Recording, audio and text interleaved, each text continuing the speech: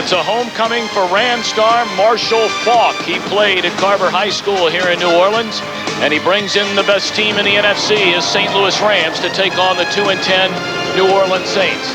And a pleasant good afternoon to you. I'm Thom Brennaman, and welcome as always to the NFL on Fox. It's my pleasure today to be working with a man who terrorized offenses around the NFL during his 10-year career, both with the Jets and the Jacksonville Jaguars. Jeff Lageman. And Jeffrey, welcome to the NFL on Fox. Good to have you. Thank you, Tom. And I am excited to be able to take a look at the NFC's best team in the St. Louis Rams, especially their high-powered offense. They have the NFL's highest-rated passer in Kurt Warner and a group of 4 wide receivers that, in my opinion, from top to bottom, are the best in the league. But you have to have a quality running back, and the Rams have the premier back in Marshall Faulk, who can run the ball between the tackles. Outside, he also gives them an added dimension that he is a dangerous receiving threat. He leads the NFL in total yards from scrimmage, and in my mind, this guy is going to be the National Football League's MVP this year. Well, it's been anything but a valuable season for the New Orleans Saints. Then, lo and behold, this week, the owner, Tom Benson, issues a statement that said wholesale changes will be made at the end of the year. What exactly do you think that means? Well, I don't know what kind of changes he has in mind, but I've been on losing programs before, and I know the kind of reaction that the players may end up having is going to be in one of 2 ways. One, they could play very motivated out of fear of their own jobs, or number 2, they could have a lackluster performance because they feel that the staff that they have right now will not be here next year. So it's going to be interesting to see exactly what kind of results that you're going to get from them. Well, the Saints are looking for just their 3rd win. The Rams are eyeing home field advantage throughout the NFC playoffs. We'll have the kickoff coming up. The Rams and the Saints after these words from your local Fox station.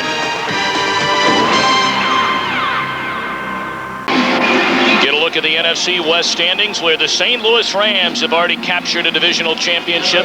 They're first in the NFC West since 1985. They're trying to now capture a home field advantage throughout the playoffs. We remind you today's game available in Spanish by utilizing the SAP button on your television. Let's send it downstairs to our 3rd man in the broadcast today, Jim Gallagher.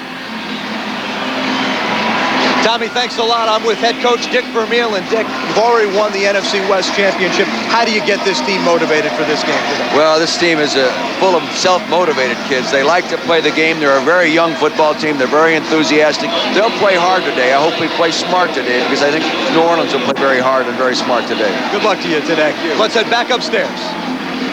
All right, Jimmy, thank you very much. And Dick Vermeil, Jeff Lageman, in our meeting with him last night, made it very, very clear that there's not a lack of motivation for his football team. They very much want the home field advantage throughout the NFC postseason.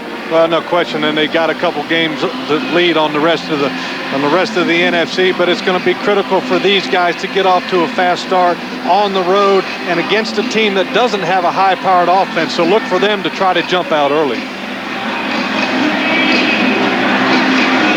We remind you that should the Rams come up with a victory here today, coupled with a Washington Redskins loss or tie in their battle against the Arizona Cardinals, Dick Vermeil's Rams would clinch a first-round bye in the NFC playoffs.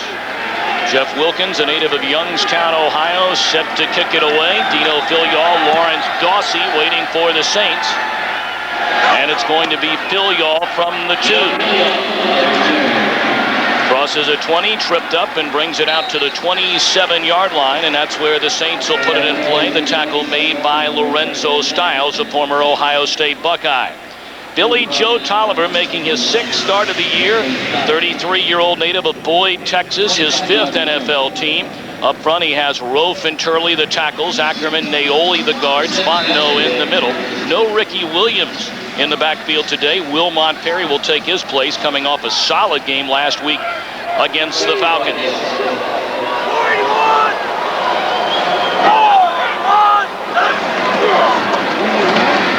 And the give is to Perry.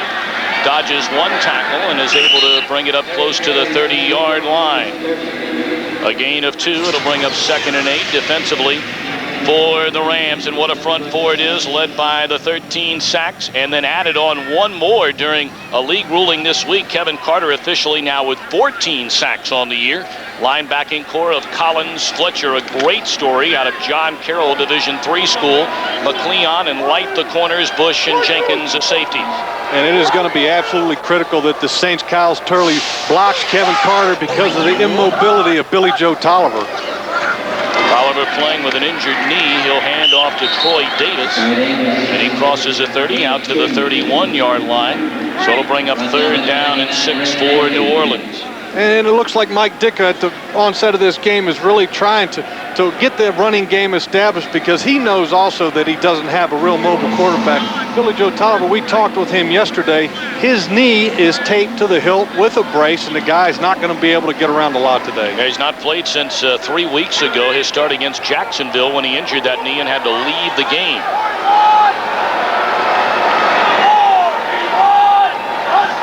Three receivers check in for New Orleans. Tolliver steps out of trouble, throws down the sidelines, and has a man, Keith Poole, and he's shoved out of bounds inside the 30-yard line. Boy, what a great way, Billy Joe Tolliver, to start the ball game. He ended up avoiding the rush. They had a man free in the pass rush. Take a look. They're going to run just a little stunt right here. Ends up coming free underneath number 98, Grant Wistrom, but he doesn't keep his feet, allows Billy Joe Tolliver the time to get the ball the downfield to Poole. And Poole just, this guy has speed, Tom. The guy has the ability to get deep. Mike Dick has said, we need to get the ball in the receiver's hands more this game. It's the 3rd straight game on the opening possession by the Saints where they tried the long ball to Poole. That's the first time they've been able to connect. Poole in motion, and Tolliver again to throw, and again it's Poole with a catch. Slips a tackle by Light and is close to another 1st down inside the 20. And this is a matchup that Billy Joe Tolliver talked about in the meeting. He said he wants to see how Todd Light is doing. Last week he had a groin injury, and you can see right now he's going right at his area. It is a gain of 10, good enough for a 1st down. You see the numbers on Tolliver. We mentioned this is his 6th start, his 9th game overall. The Saints have had a revolving door at quarterback this season. Tolliver, Hobart, Danny Werfel played a great deal last week.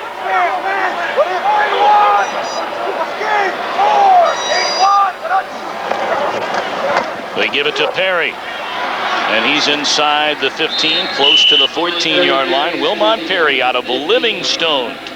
That's in Salisbury, North Carolina, the same school which produced Ben Coates. And you take a look right here, just an ISO shot of Kevin Carter down actually in a 3 technique against Chris Neoli. This is where the Rams will go to their Bears 46 defense. Kevin Carter kicks down into a defensive tackle spot.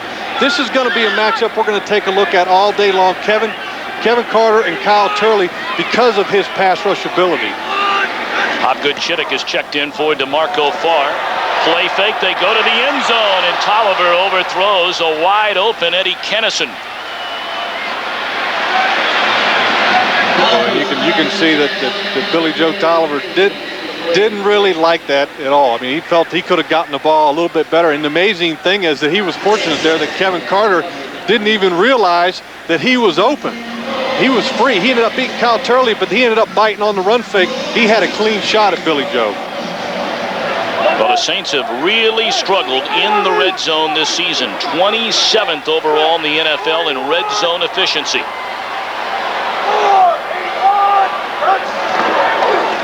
Third and 9, they give it to Perry, and he's tripped up at the 12-yard line by Billy Jenkins, who came up and made the play as a strong safety. So now the field goal unit will come out, and the troubles continue for the Saints in the red zone.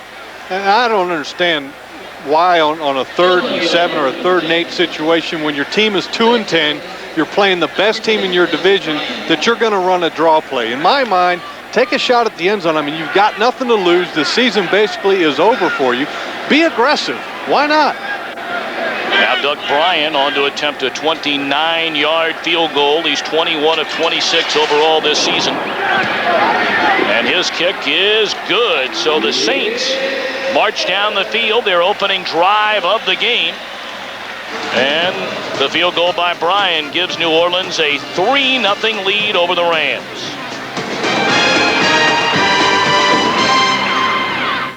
We're back in the Big Easy, where it's been nothing close to easy for head coach Mike Ditka and the Saints. 2 wins, 10 losses on the year, but they've jumped out in front of the first-place Rams here today. A 62-yard scoring drive, and now they try a little pooch kick, and it's caught and brought out to the 40-yard line. They're trying to stay away from the most dangerous return man in the NFL, Tony Horn. But they didn't catch the Rams by surprise with that try. James Hodgins able to handle it. Offensively, for the high-octane St. Louis Rams, Kurt Warner leads the league in just about every major statistical category. Up front, he has Pace and Miller the tackles, Newton and Timmerman the guards, Ruta Doria in the middle. When you talk about skill position players, how about these guys? Bruce and Holt, the wide receivers. Holcomb and Marshall Faulk in the backfield. Roland Williams having a solid year at tight end.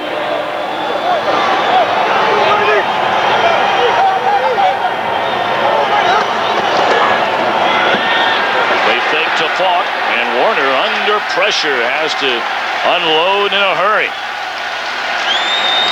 Willie Clay coming up from the free safety spot to put the pressure on Kurt Warner.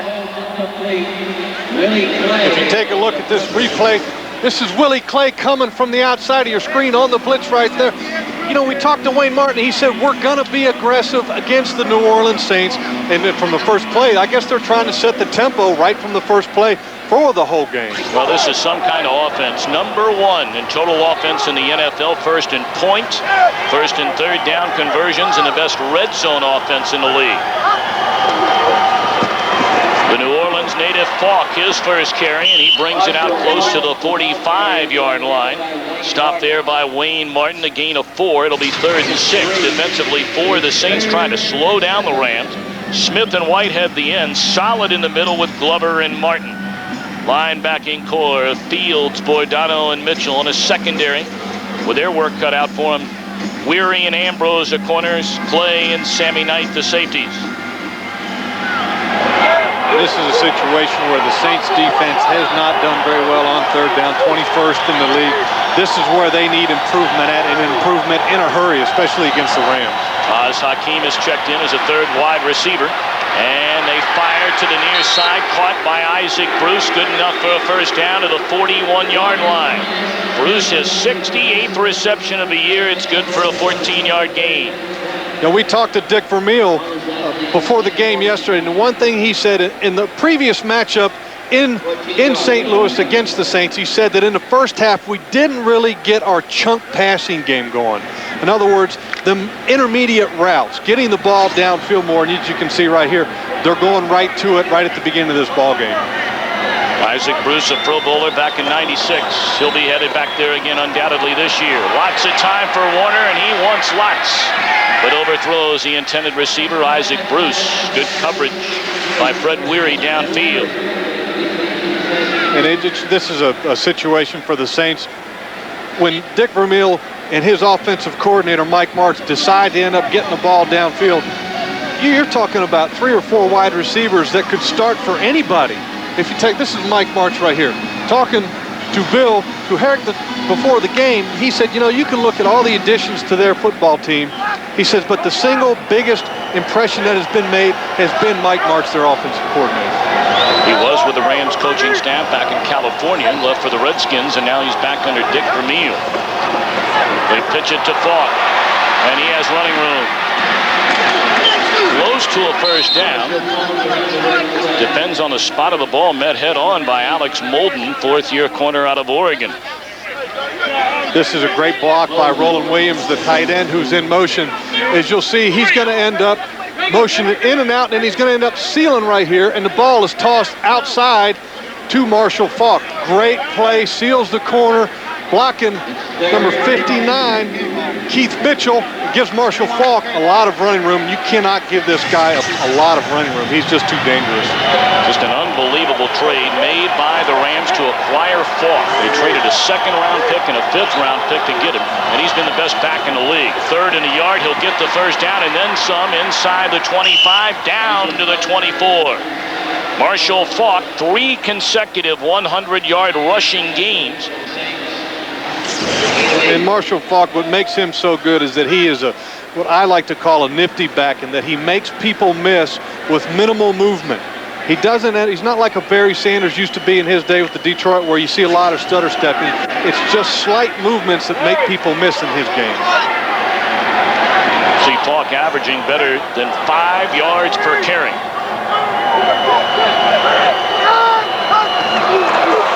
Flag on the play, a free play it looks like for Falk, but he loses his footing behind the line of scrimmage. But it looked as though the Saints started too early along the defensive line, and that's exactly what they did.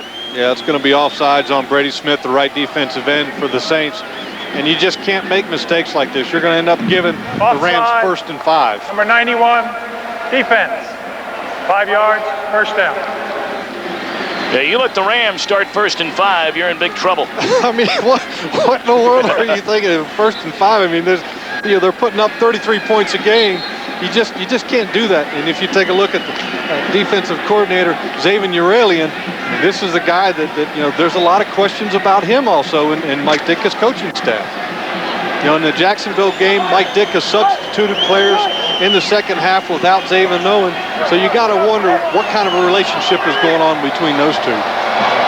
Saw the red zone numbers for the Rams this season. They have just been terrific. Warner flushed out of the pocket, fires to Williams, inside the 5 and down to the 2. Well, so much is made of the wide receivers of Hope and Bruce and Hakeem. Sometimes you have a tendency to forget about Roland Williams, the tight end.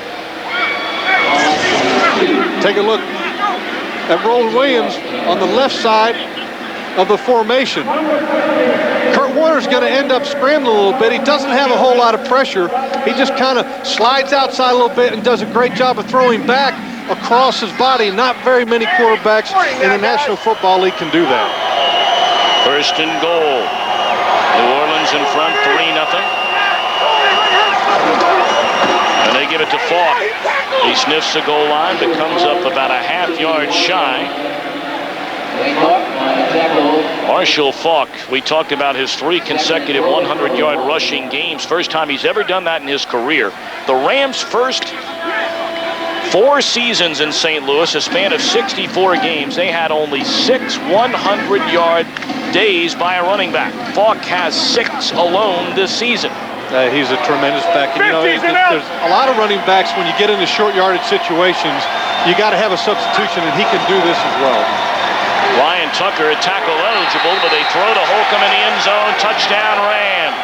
So the beat goes on for Warner. His 33rd touchdown pass of the season. And I believe that was the bob and weave dance in the end zone. Yes. by Robert Holcomb, who is a converted tailback. Well, Oz Hakeem told us before the game today that he's going to try and get Kurt Warner to partake in the bob and weave. Warner's not done it all year. I want to see that. I saw you try to do that yesterday. Not pretty.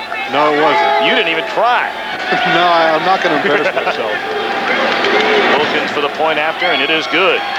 So the Saints on their opening drive get 3. The Rams answer on their first try with 7.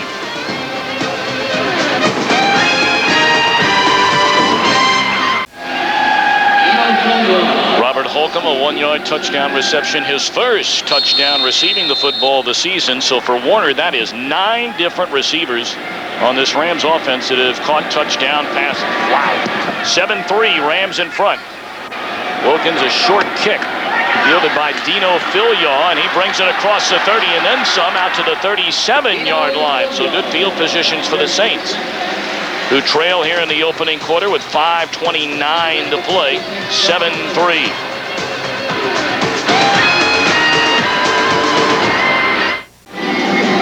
To talk about jumping on the opposition, the Rams now, for the 8th time this season, have scored a touchdown on their opening drive.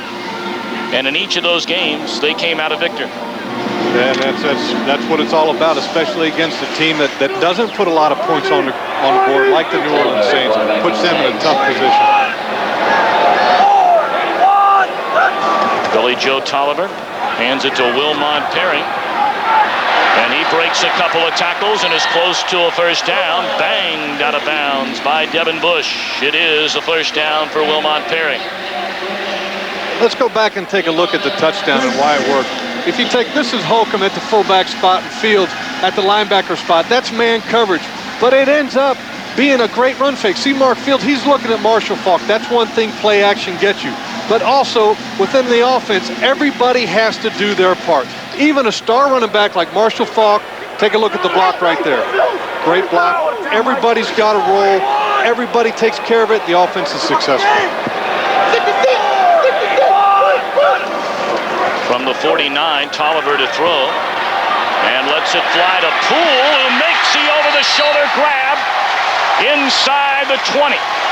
Devin Bush late getting over.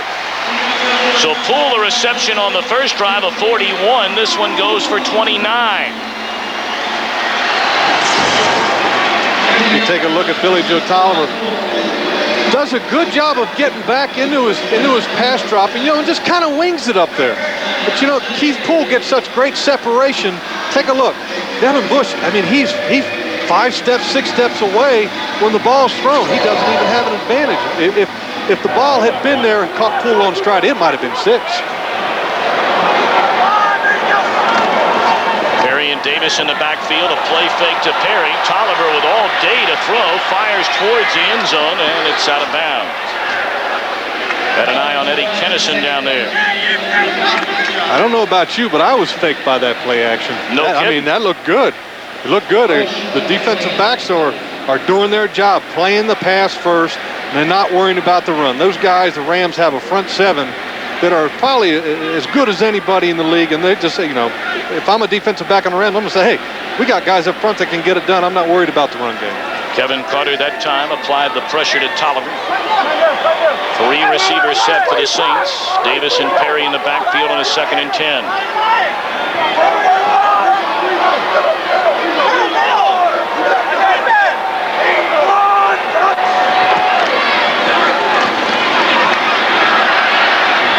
Tolliver looking for a receiver, but his throw is too far wide, intended for Eddie Kennison, so it'll bring up 3rd down and 10. Kennison, a former Ram, traded during the offseason here to New Orleans. He's a native of Lake Charles, Louisiana, played collegiately at LSU. The one weakness of the New Orleans Saints offense, without a doubt, has been their 3rd down percentage, 35.7. You can't get things done like that when you're an offense. That ends up ranking them about 18th in the league. The 4th down is bad. Look at the Rams, a 47.9. I mean, the next closest team is like 40%, which is phenomenal. Good time for Tolliver. Finds a receiver across the middle, and it's Andre Hastings, a 1st down to the Rams' 10-yard line. Hastings becoming a big part of this Saints offense. The last 4 games, he has 21 receptions. Well, if you take a look at the replay, the reason this happens, you're going to see one of these things. That's what I call the cup of the pass protection. It allows Billy Joe Tolliver just to take a step up and deliver the ball, because this was not a timing route. He actually scanned the field a little bit and waited for Hastings to get open, and Hastings is a very talented receiver and is willing to go over the middle. 1st and goal at the 8. Checking off at the line of scrimmage. Looks like he might have a 46 defense against him. Graver checks into the game. They fire to the end zone. It's full touchdown, Saints.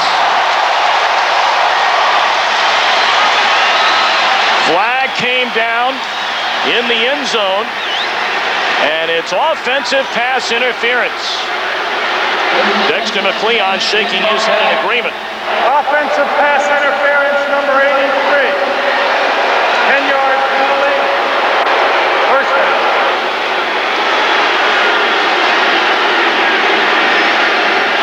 Billy Joe Tolliver ended up checking off. He saw 46 defense, which gives him man coverage. That's Poole right there lined up, out. But take a look what he does. He pushes off once he tries to make his break to the out route. And Tolliver, he's a smart quarterback now. He knows exactly what to look for. You never celebrate until you see that there's no yellow laying on that green. So they back him up 10 rather than 1st and goal from the 8. It's now 1st and goal from the 18. And this is a critical drive for the Saints. You read all the quotes from the past games from the Saints players, and their attitude for the last couple games has always been, here we go again. And this is the kind of situation that could bring that attitude out. So it's going to be interesting to see how they react. The Rams scored early, and all of a sudden they have a touchdown called back, and Poole, in frustration, goes right to the official and starts prodding the official. You don't need to do that. Just get back in the huddle, line up, and do it again. It was an obvious call. Tom, you could make that call. Don't bet on it.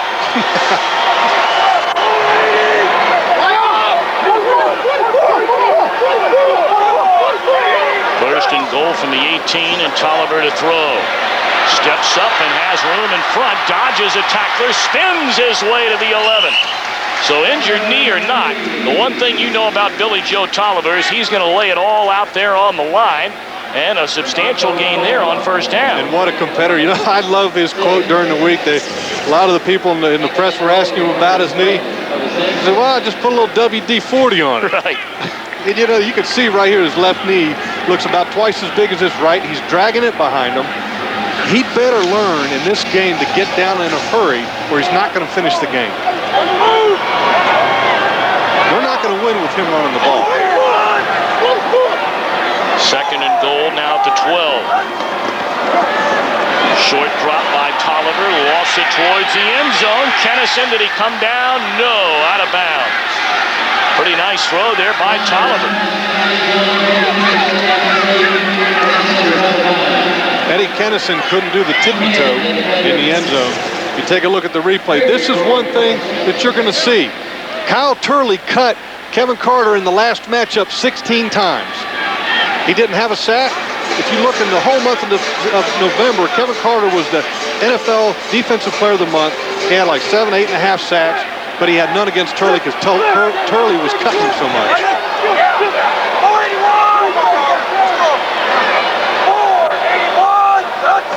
Third and goal, and they pitch it to Andre Hastings, and Hastings inside the 10 comes down to the 7-yard line. Boy, you're already shaking your head. Another questionable call, I'm assuming, on third down. Yeah, and it goes back to exactly what I said before. It's third and 13 or 12 and goal to get in the end zone. You're playing a team that's 10-2. You're 2-10. Throw the ball at the end zone. Your chances with the reverse. Billy Joe Tolliver is a good quarterback for this team. He gives them the best chance to win. It's been said by Ditka. Put the ball in his hands and give him a chance. 26-yard attempt by Bryant, who hit his first field goal try, and this one right down the middle. So the Saints with 2 drives, 2 field goals. The Rams 1 drive and a 1-point lead. Back in New Orleans, where the Saints trail 7-6 to the Rams, 1:29 to go in the first quarter. Tony Horn waiting back. Bobbles the ball at the 5, still trying to find the handle, and now he'll bring it out and is dragged down 2 yards later at the 7-yard line by Dino Filial. Filial, the first man to get there, had help from Rob Kelly. So the Rams will take over their second possession, leading 7-6. We go back to the play before the Saints field goal. All it is kind of a reverse to Hastings, who's in motion coming across the line of scrimmage. But the reason I don't like it is third and long. Look at the defensive linemen that are up the field. They end up creating a problem for Hastings to get around the corner on the other side. I play defensive end, Tom. You know, if it's third and long, I'm up the field. I'm not worried about run or anything else, and it makes it tough for Hastings to turn the corner on the other side. Rams their second possession. They lead 7-6, and they hand it to Marshall Faulk. And he stopped at the line of scrimmage. First man to meet him, the middle linebacker, Chris Bordano. And this is something that the Rams aren't accustomed to. Their kickoff return is tops in the league with a 27.5 return average, which usually gives the Rams the ball outside the 30-yard line. So this is a little different for them. Under a minute to play here in the opening quarter, and already things getting bloody.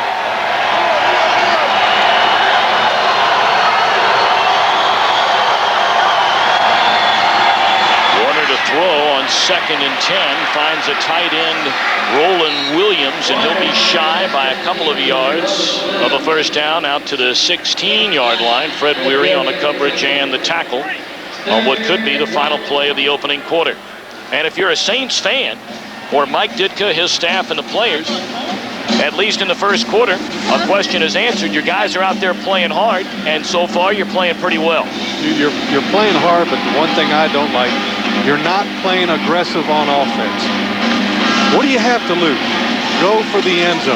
Well, that's what the fans are saying here at the Superdome. Same thing. 7-6 at the end of the quarter. Fox NFL Sunday will continue after these messages and a word from your local Fox station.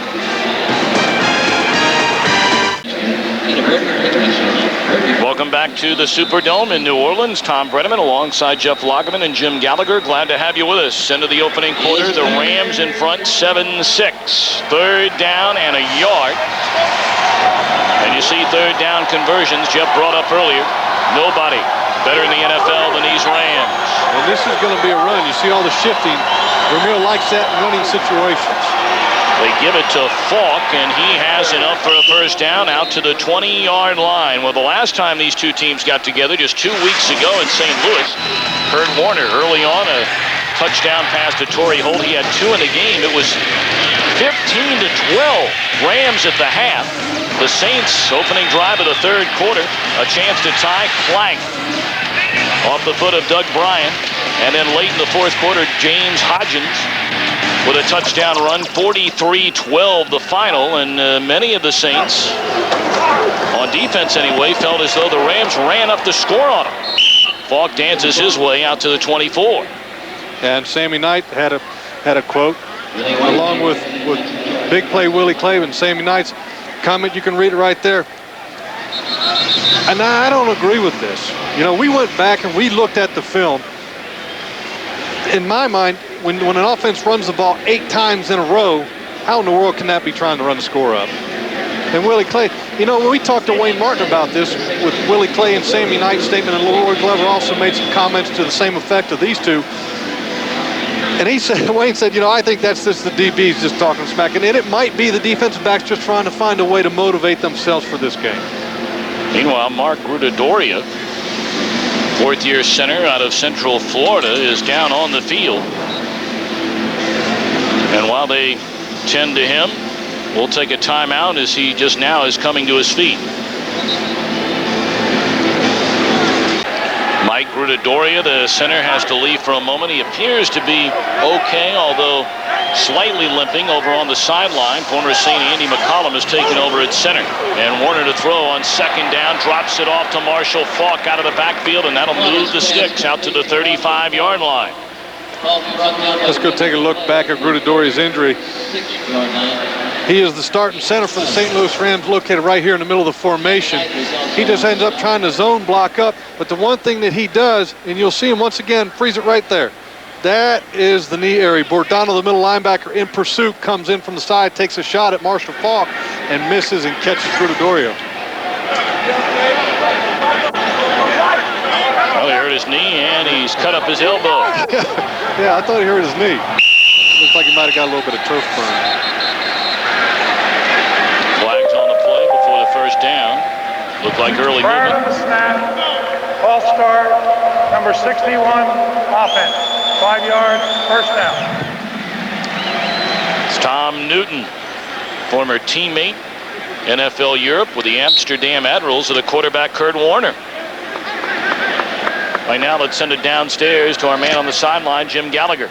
Tom, Mike Grudadoria has a left knee sprain. He's testing it out on the sideline right now. The Rams do expect him to get back into this ballgame. First and 15, and the ball comes loose. And the Saints appear to have recovered the fumble by Marshall Faulk. And they have. That's exactly what this team needs. They need turnovers.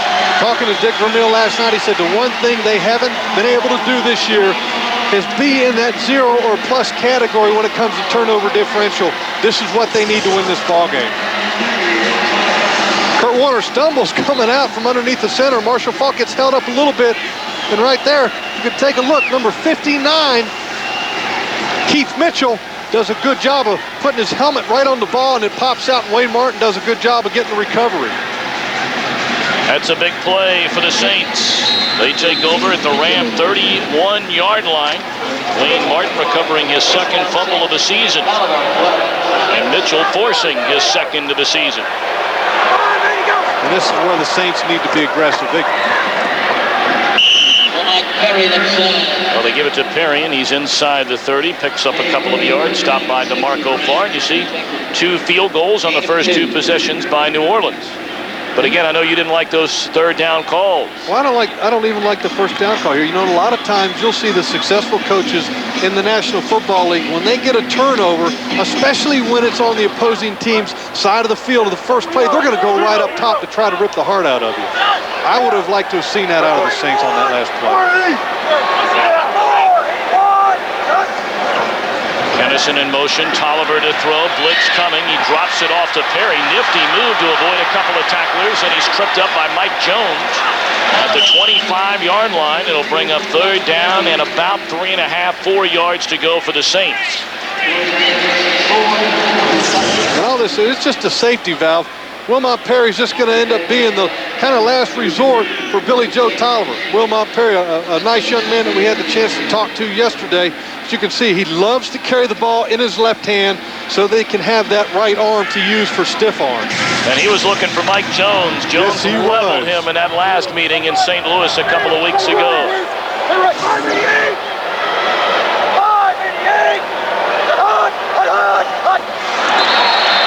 Well, was it Rofe or was it DeMarco Farr? Billy Joe Tolliver clapping as though it was a defensive tackle.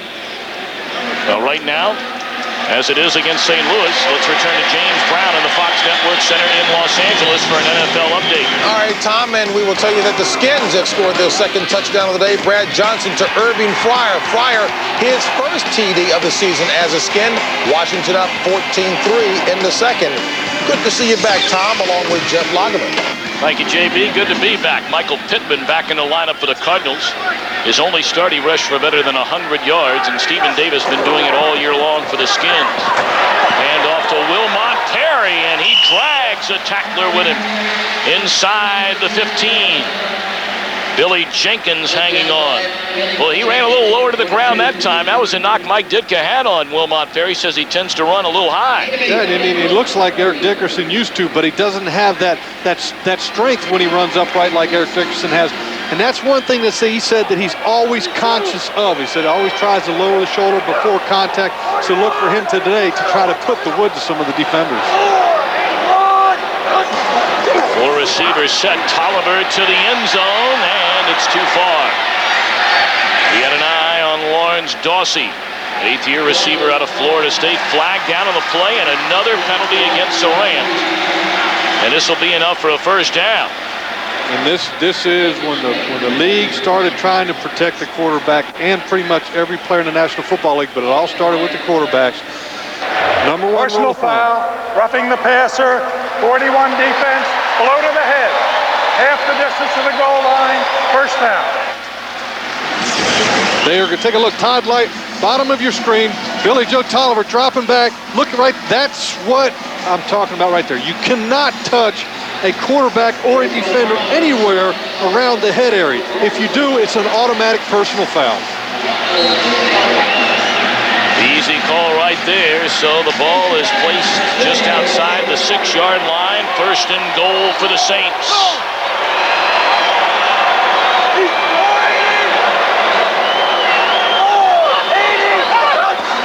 Hastings in motion, inside handoff to Perry, and he stopped close to the 3-yard line. It'll bring up second and goal. Saints trying for their 3rd straight scoring drive, but they rather have 6 than 3. Well, you talk about a good play. This is London Fletcher right there behind the goalpost. This is one of Dick Vermeil's. This is his favorite guy on defense. Kurt Warner, his favorite guy on offense. He's not a big guy. Last year he was mainly a special teams player. This year he comes out, tremendous speed, making a lot of tackles, 2 sacks, 4 pass defense, 1 forced fumble. This guy is getting it all done. And Dick Vermeil is going to find a way to keep this guy on the field in nickel and dime situations.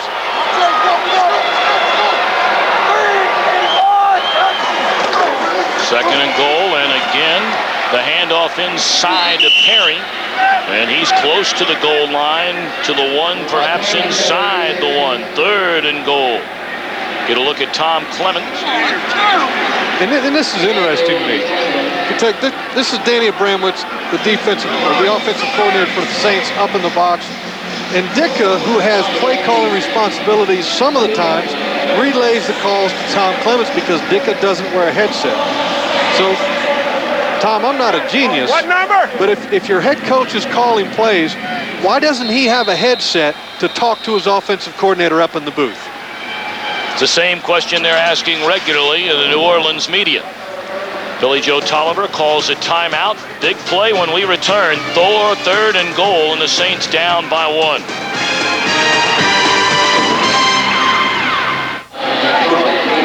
Right before the commercial break, the Saints had to burn a timeout, and I think this is part of the reason why. If you look at the screen right here, you got Danny Bramwitz on your right, Tom Clements and Mike Ditka on your left.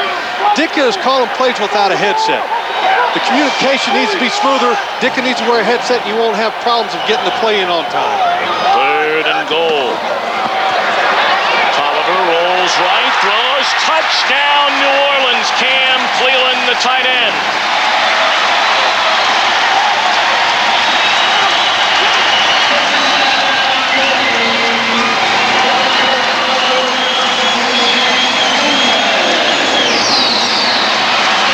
And a nice throw by Billy Joe Tolliver, and they're going to go for 2. Well, this makes it 12-7. If they're able to tack on a 2, obviously it's back up to a touchdown and a point after lead for the Saints. And Billy Joe Tolliver, we talked to him, asking him who his favorite receiver was the other day. And instead of an Eddie Kennison, a burner guy, or a Andre Hastings, a great possession receiver with a lot of agility, he says, I like the big guy. I like Cam Cleland. And he says, I don't like it when we go to 3 wide receivers and 2 backs because the big guy's not in there, and I like to throw him the ball. Cleland's had to battle through injuries all season long. It's only his 6th start of the year, and it's his first touchdown reception. See what they've done, 2-point conversions this season. And Tolliver to throw it, short drop, fires to the corner, and it is the 2-point conversion in the corner to Eddie Kennison. So the Saints coming out like they mean business. 3 drives, 3 scores, and lead by 7. Cam Cleland last year, 54 receptions, a Saints rookie record. He was an alternate to the Pro Bowl, but all the injuries this season have really limited his pass-catching ability. His first touchdown of the year. First touchdown of the year, and it was all created off of the Marshall Faulk fumble. That's what the Saints need to play a high-powered scoring team like the Rams. Bouncing ball, and it's fielded by Fletcher, and he pitches back behind him to Horn, and Horn all the way out across the 40 to the 41-yard line. Boy, he is fun to watch. Oh, and you can tell right there that the New Orleans Saints are scared of the Rams' return. Take a look at the replay. This is Cam Cleland right there at tight end, and you'll see 22 kind of following Billy Jenkins. He's got man coverage on him. But the one thing that happens is Cam Cleland beats him into the flat, and Billy Joe Tolliver throws a great ball. Take a look at the 2-point conversion. It's a very similar play, except for it's out of 4 wide receivers, and it's Eddie Kennison running a very similar route. Great job of keeping his feet in. And Tolliver, here's a guy that's tough as nails, happy man. He should be doing a good job. Good protection by Warner, and here come the Rams. He locks up with Isaac Bruce, who's all the way to the New Orleans 28-yard line. He beat Fred Weary for a 31-yard gain. Andre Bruce got into the car wreck, but boy, you wouldn't know it. Take a look at him in your picture. All he's doing is running about a 15-yard crossing route. Kurt Warner hits him right in the middle of the field, and watch him make people miss. That's what makes him special. He can make people miss after he's got the ball in his hands. Third 1,000-yard receiving season in the 6-year career of Isaac Bruce. Pump fake, and Warner wants 6 to the end zone, and he overthrows Bruce, the intended receiver. So we talked to Billy Joe Tolliver about his favorite receiver. We asked Kurt Warner the same question. First thing out of his mouth, Bruce. I said, well, how in the world can you pick one wide receiver when you have such a talented group? And he says, everybody's got talent, but he said Isaac is just nothing but pure special talent. He said the guy has more skills than any of the other guys. And last year with the hamstring injury affected his play a lot. but this year he's come back and has been healthy and is making a big impact with this offense. Yeah, his motto's been all year, when I'm well, I'm hell, and that he's been on defenses around the NFL. Lofted towards Williams, he had it, and then lost it. And Warner upset with himself. That's a beautiful throw, though, isn't it, Jeff? That was a pretty throw, and it was almost an even better catch. And Roland Williams, the tight end, is getting a lot of play time this year because of the injury to Ernie Conwell, who was inactive today. Ernie Conwell ended up having his knee surgery last year, returned last week, but I think they want to keep Roland Williams involved in this offense because they don't want to mess up the continuity in the role that they're on. Third down and 10, big play at the New Orleans 29. Warner lost the handle, and he loses 5 yards. And guess what? I think the Saints had some problems there because there's flags down. In the secondary on the near side of the field is where the flag came down. And it was 12 men on the field, I bet. I think they had a little confusion and didn't get the right people on the field. You got it. Bob McElwee, our referee. 12 men on the field. Defense. 5-yard penalty. Third down. Boy, your first game in the booth here on Fox, you don't miss a thing, for crying out loud. You can always tell when the guy's trying to like walk off the sideline real sneaky when the whole thing's happening. Something's up. Take a look. Look at this. You got one guy coming on, and guess what? Nobody's coming off. That's 12. You can't play with 12. Although against this Rams offense, you like to play with 14 or 15. So it's third down and 5 at the 24, and they pitch it to Falk. Breaks it to the outside, and he is stopped shy of the first down. Terrific pursuit by the third-year linebacker Keith Mitchell out of Texas A&M. Good contained by the linebackers. They had a lot of guys stacked over to this side of the formation to try and get Marshall Falk outside. Pulled Fred Miller around for the linebacker. At 59, once again, Keith Mitchell does a good job of staying home, staying outside, making the play. But you know what? I guarantee you before the day is out, Marshall Falk, this is his homecoming. He's going to have a monster day. 40-yard attempt by Wilkins, who's only missed once all year inside of 40 yards. And that one plenty long enough, and it is good. So Dick Vermeil's Rams march down the field and get the field goal from Wilkins to shade the lead down to 4. Guy, and there's another guy on that team that's pretty darn good, and Herman Moore, that's from the University of Virginia. Hey, you guys have a few players come out of that school every now and again. Just a couple. Dino Filial brings it out across the 20 and then some. Crosses the 40, and the kicker Wilkins shoves him out of bounds at the 45-yard line. So Dino Filial saying, "Take back, Tony Horn." Take a look at this return. One thing that he does, you see him bend it in and then break it back out. That sets up the return. That gets the coverage guys for the St. Louis Rams heading one way, and it allows the St. Louis guys that are blocking for him to get the better angle. Wilkins, the kicker, I mean, you know. That's because he's from Ohio. Real men come out of Ohio. I love watching kickers try to tackle. 55-yard return by Filial. Pardon me, that's his longest of the season. So they hand it to Perry, and he drags would-be tacklers at least a couple of yards. Billy Jenkins comes up the first man to meet him. He's a big back. I mean, he is a big back. He reminds me of a Christian Okoye style, although he doesn't carry the weight that the Christian Okoye used to. He's the kind of back that you would like to see him carry the ball 30 to 35 times a game because he can have a tendency to just wear down a defense. Boy, delightful young man. We really enjoyed our conversation with him yesterday. 2nd and 6. Tolliver with time, and it's intercepted by Todd Light. Light out across the 30 to the 40-yard line, and Todd Light, his 6th interception of the season.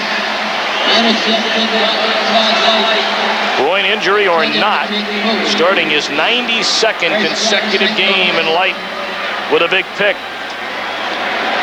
And he's a player that they definitely want to keep in the lineup, groin injury or not. Taking a look, Billy Joe dropping back, throwing the ball. That's the one thing that Dick has said. You know, he gives us the best chance to win, but sometimes he makes mistakes. And I don't know if it was a wide receiver mistake or the quarterback mistake, because I'm not in the game plan room, but you can see right there his expression on his face.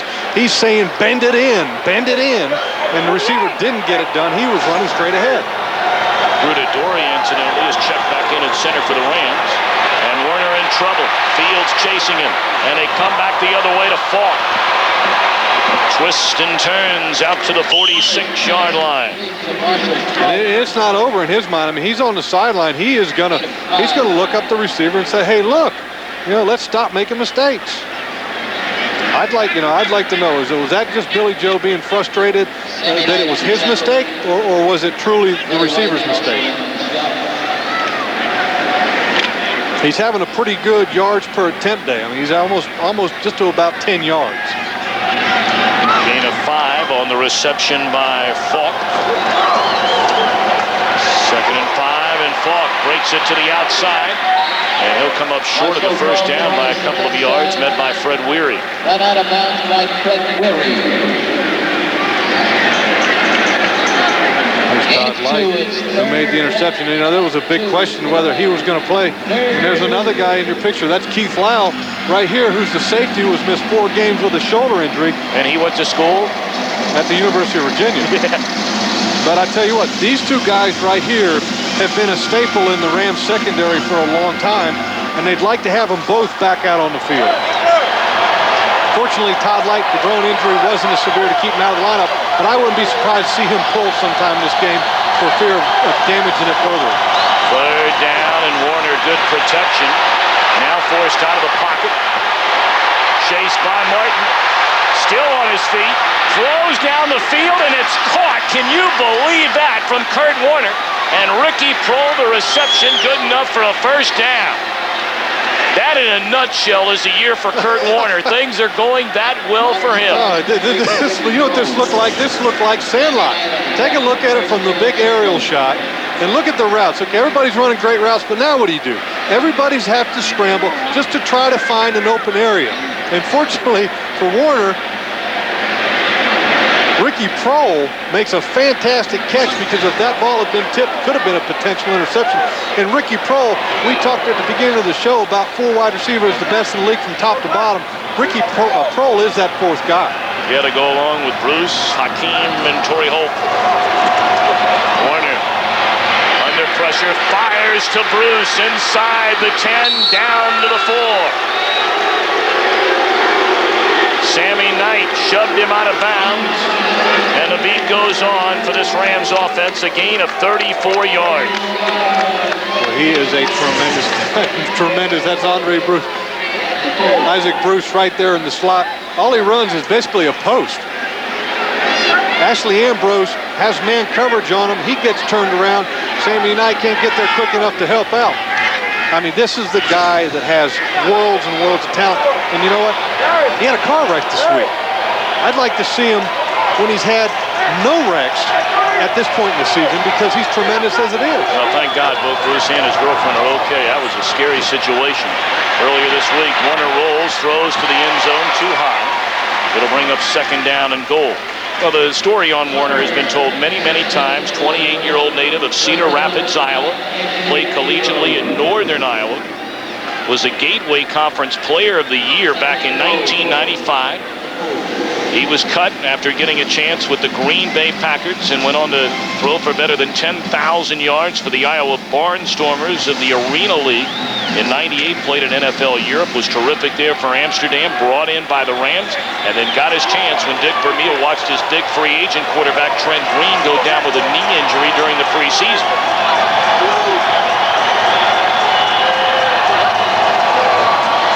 They pitch it to Falk, and it's time to bob and weave, although a flag is down. They won't do it yet. And I don't think Kurt Warner realizes that there is a flag on the field.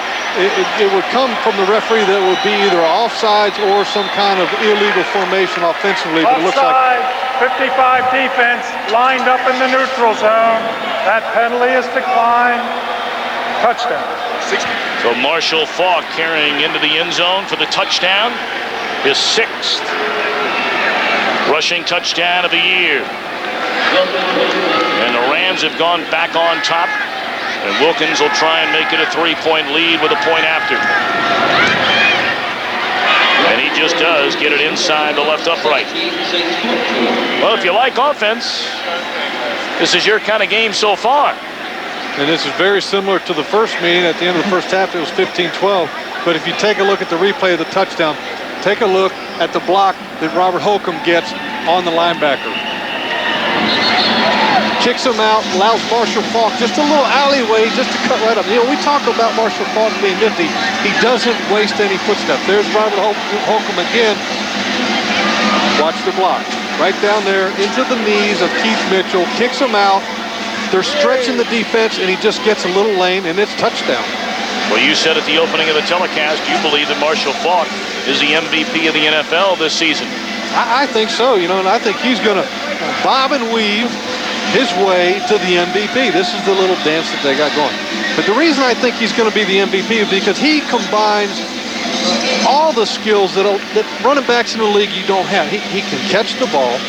He can line up as a receiver and catch the ball. He can catch the ball out of the backfield. He can run the ball inside. He can run the ball outside. There's very few running backs in the National Football League that can do everything and do everything well. And I tell you what a day to have a good day. His mom, Cecile Faulk, up in the stands, and Marshall had to buy 75 tickets for this game, which may be half the crowd here today. Yeah, you're right. You're exactly right. And those tickets ain't free. So the Saints will get the ball back with 3.5 minutes left to play here in the first half. Philyaw, big return a moment ago, and a pretty good one right here. As he brings it out across the 30. Did he step out of bounds at the 35? Yes, he did. Fox Sports proudly presents the final round of Olympic and world champion athletes in the most dynamic head-to-head competition of the season. Skating's elite team up. Grand Slam of Skating Pro Super Teams Challenge next week on Fox. Katarina Witt involved in that competition. Don't miss it. Yeah, I'll be there. Right. The Rams kickoff coverage, if there was ever a weak link in their special teams, it's their kickoff coverage. They're ranked 28th in the league, and every other special teams is top 5. Dick Vermeil says it's just because we cover so much, which there's probably some truth to that statement. They're worn out. 1st and 10. And Tolliver to throw, steps up under pressure, fires to the far side. Dangerous throw over there. He had an eye on Troy Davis out of the backfield. And pretty good pressure there. See what the first 4 possessions have brought for Tolliver, who's hit on 6 of 12 for 102 yards in the game. Solid until that interception, which led to the St. Louis touchdown and the lead. And one of the problems with the Saints offense in the red zone is that 35 times in the red zone, they've only scored 13 touchdowns. That's been part of the problem with this offense. And we go back and we talked about the play calling. It needs to be more aggressive. Colorado the shotgun in trouble. And down he goes. Wrapped up by Charlie Clemens. Dick Vermeil told us we'd get a great deal of playing time today because of the 3 wide receiver sets that the Saints like to use. Clemens, a tremendous athlete. And take a look. This is Clemens lined up outside in what we like to call the nickel 46 defense, like the Bears, where they have 3 interior linemen and linebackers lined up outside. Clemens is a guy in which Dick Vermeil says, I want to get him on the field along with London Fletcher in that nickel situation, and they're going to split a lot of time for as many wide receivers as the Saints use. Loss of 3, it's 3rd and 13. You need to get to the 48-yard line. Tolliver with time to throw, tip ball, and then it's caught by Tennyson. Depending on the spot, we'll have to see if it's good enough for a first down. Mike Jones got a hand on the football, and then Tennyson made the catch. He needed to get to the 48, and they're saying that's plenty enough. Gain of 14 yards. 14 yards. And there's no reason for the Saints offense to really hurry. got 2:14 left. The clock's running. They just need to get the ball snapped before the 2-minute warning. So take your time, make sure everybody's set up, and then snap the ball. At least get it off before the 2-minute warning. And they do. Tolliver out of the shotgun, steps up as he's hit, and it's picked off by Dexter McCleon at the 48-yard line. A huge turnover as we've reached the 2-minute warning. Pressure applied by Grant Wistrom, and Tolliver makes his second mistake.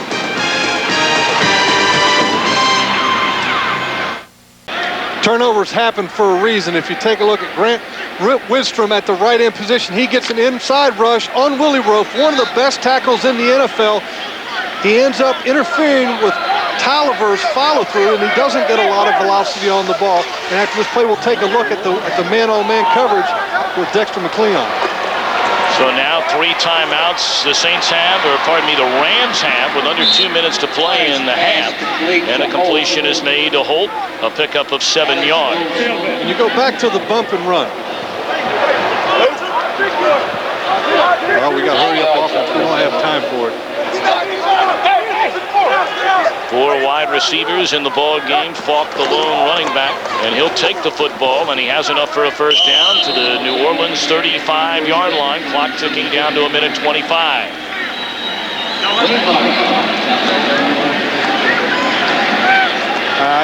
In this situation right here, when you run the ball like that, he should have used one of his timeouts.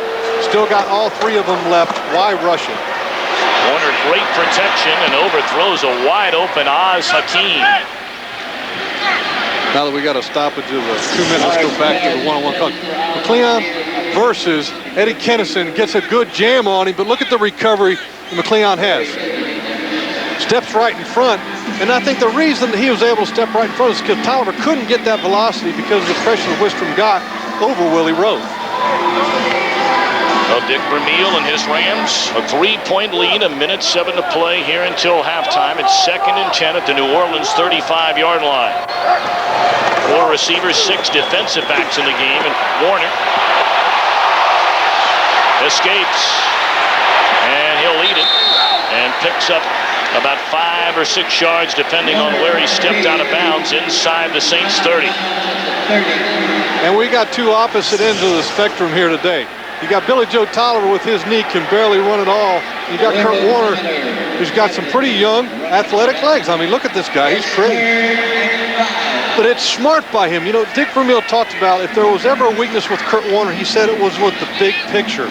And what he means by that is not making mistakes in situations where you don't need to be taking chances. And there was a perfect example of him making that step towards being a smart player and understanding the big picture, not trying to be overly aggressive and really jamming in somewhere. 3rd and 5, and he has Falk, who makes a nifty move to the end zone.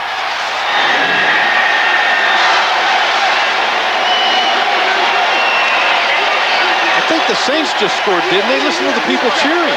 Well, there are a lot of Rams fans here, a lot of Marshall Falk fans here. Guess whose family's sitting there? Well, he mentioned he's from Harbor High School here in New Orleans. And Marshall Falk, the touchdown reception, his 3rd of the season. It goes for 30 yards. And Wilkins, Cecile Falk, Marshall's mother, looking on, will try and make it a 10-point lead, and does. Well, you hit the nail on the head. You said before the game, her son's the MVP in the league, and he looks pretty good right now. He's making me look good. I like that. I tell you what, though, this is one thing the Rams do. They've got 4 wide receivers, and Marshall Falk is still lined up in the backfield. The one thing when you have him still on the field is that with those 4 wide receivers, they can clear it out. When those 4 wide receivers run down the field, everybody's worried about the 4 wide receivers. And when you have a guy that's a threat, such as Marshall Falk, being able to be a second-tier and underneath receiver, he is dangerous. Willie Clay, I mean, he didn't have a chance. I mean, there's nobody in the league that can end up stopping Marshall Falk in the open field. And here's what you like, the bob and weave. You were practicing this last night. Yeah, I was in my room late last night. I'm trying to understand why Kurt Warner didn't run down there and do the bob and weave. Well, we talked about it with Oz Hakeem yesterday, who we said, has Warner joined you on the bob and weave? And he said, nope. I think Oz will get him down there once he gets a touchdown, and if he gets a touchdown. But, you know, the amazing thing to me is that this team is, every team that's been to the Super Bowl seems to have a dance, and they've got one. No question about that. They've been doing it aplenty, leading the NFL in just about every major statistical offensive category. Stilyaw sticks his nose in the London Fletcher out to the 25-yard line. Clemens also in on the stop. Like to remind you, coming up on the Visa Halftime Report, JB, Terry, and Chris will have all the scores and highlights from around the league. And our Fox Sports ticker will have up to the second stats. That's all coming up on the Visa Halftime Report.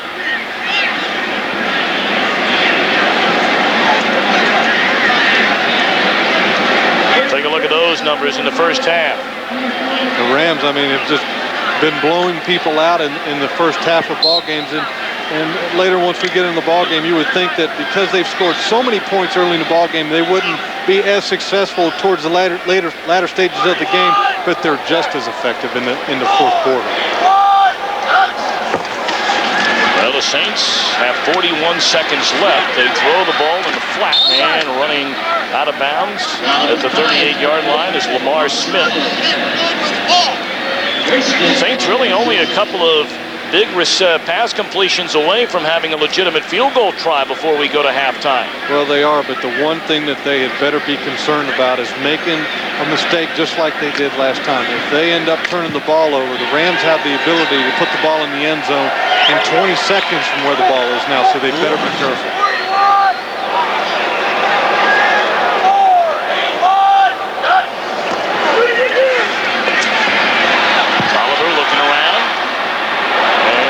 Is incomplete. He had an eye again on Lamar Smith. 31 seconds remain until halftime. I'm kind of surprised to see the matchups here. The Saints are in 4 wide receivers, and they end up having one guy in the slot by the name of Lawrence Dawsey, and the Rams are matching up Todd Light against him. I'm surprised that Todd Light is not over on Andre Hastings in the slot on the other side. But, you know, Dick Vermeil may have decided to do that so that he wouldn't have a real full workload against Andre Hastings.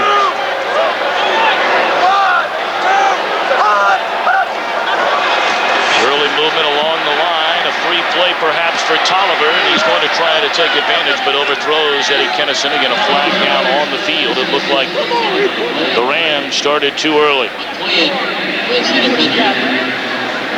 Offside, number 93, defense, 5 yards, second down. Kevin Carter, and here's the guy that we talked about that didn't have much effect on the Saints offense in the first game.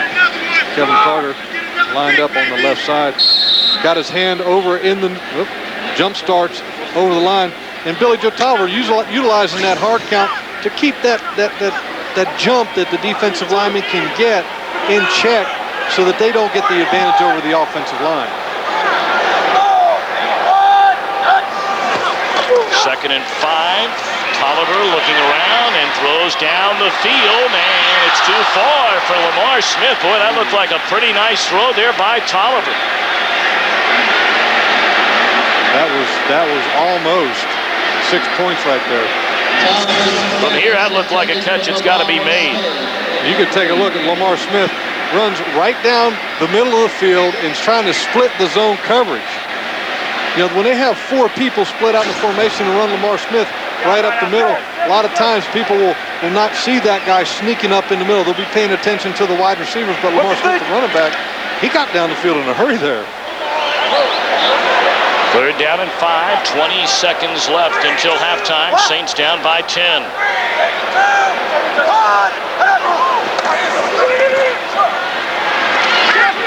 This time a catch is made by Smith. He's trying to get to the first down marker and appears to be about a yard short. Clock stops with 12 seconds to play until halftime, and the Saints have a pair of timeouts remaining. He was a good yard and a half short. Well, they're going to punt it. No decision. I mean, they have to punt. If they try to go for it with 12 seconds left, The Rams have the ability to score in that short amount of time, or at the very least get a field goal. They have to punt the ball. The fans obviously would like to see them go for it, but that wouldn't be smart football. Been a tough year for Tommy Barnhart in his 13th season out of North Carolina, and Oz Hakeem waits.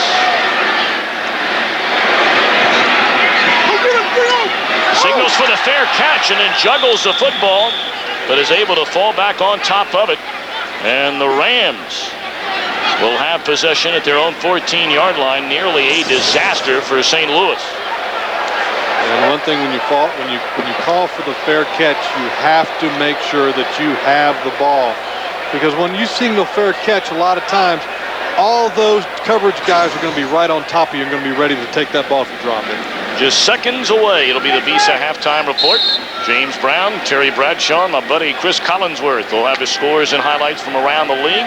And our Fox Sports ticker will have the up to the second stats. It's all coming up on the Visa halftime report. Warner will take a knee. And the Rams fell behind the New Orleans Saints. But Kurt Warner, a pair of touchdown passes, has brought him back for a 24-14 lead. Visa halftime report coming up after these messages and a word from your local Fox station.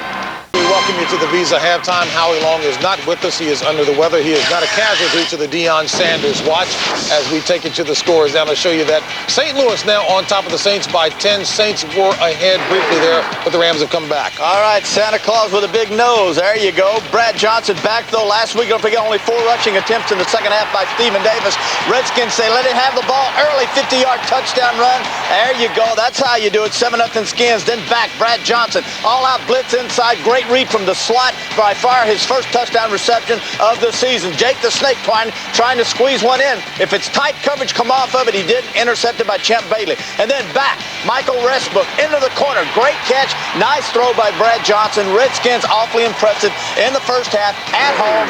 21-3 over the Cardinals. And an awfully important game for the Giants taking on Doug Flutie and company. Doug Flutie says, where's the weather? Great day for football. Back, looking left, turning right, firing down the sideline. Eric Moles, 36-yard reception. First play of the game, gets up, makes the slashing motion right here. That's 5,000 yards. You got to quit doing that stuff. 3-0 at this point, Buffalo. Then the screen pass out of the backfield. Thurman Thomas turns it up to a 23-yard score. His first TD of the season, 10-6 Buffalo.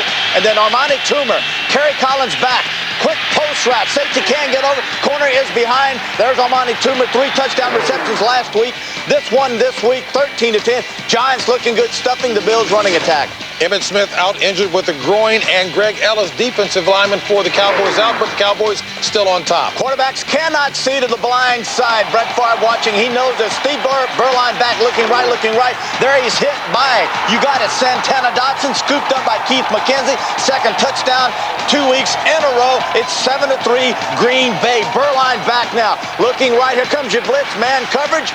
Drag the man across. That is Patrick Jeffries. One man-on-man coverage. Beat your guy all the way. Beautiful job by Hayes blocking the safety. Sharper, 10-7 Carolina. And then never give up on my man Brett Favre. Guns it down to Antonio Freeman. Slowed all season by a growing injury. Lacked the burst, but now getting healthy. Pack looking awfully good, as is Carolina. 14-10 Green Bay. In Indianapolis, Edgerrin James with only 6 carries and 9 yards, but the Colts are on top. Pittsburgh Ravens have just 3 pass completions in that con, and look at the Bengals. Corey Dillon with 163 yards in the first half and 2 touchdowns. And Chris, you said they were a second-half team, but let's talk Dallas and Philadelphia. We're going to talk Deion Sanders? Deion Sanders. You know, because Deion, Tim Green... Why did you slide over? That's my man's seat. The seat's a little big, to be honest with you. It is hard to Tim fill. Green, Deion Sanders can do games too now. He can't, he doesn't have to sit here. He can do games too now. But we've got, you're talking about Donovan McNabb's, a guy that I thought had been playing so much better over the last couple of weeks.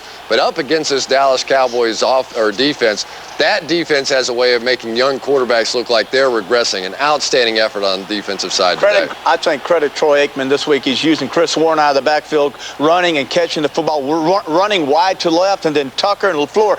Get David LaFleur, the tight end, involved in the offense, and the Cowboys are doing that in the first half. Boy, Tim Green and Kenny Albert talking all about the network controlling things. Good thing that Tim Green man, passed Tim Green, his great board, job Sam. out there. Second half of your game is coming up right after. Halftime lead. Jim Gallagher caught up with Dick Vermeil a few moments ago. Jimmy. Guys, thanks a lot with head coach Dick Vermeil. And Dick, bit of a slow start, but you got to be happy with the finish. Well, that's credit to New Orleans. They started fast, and we haven't been able to get them off the field. But when we get the ball, they can't get us off the field. And we haven't tackled real well. But those guys, New Orleans is playing hard. It's a great reflection, positive reflection on their head coach. Dick, thank you very much. Let's head back upstairs to Thom. Been quite a homecoming for Marshall Faulk, a pair of touchdowns, and we'll be back for the start of the second half after these messages from your local Fox station.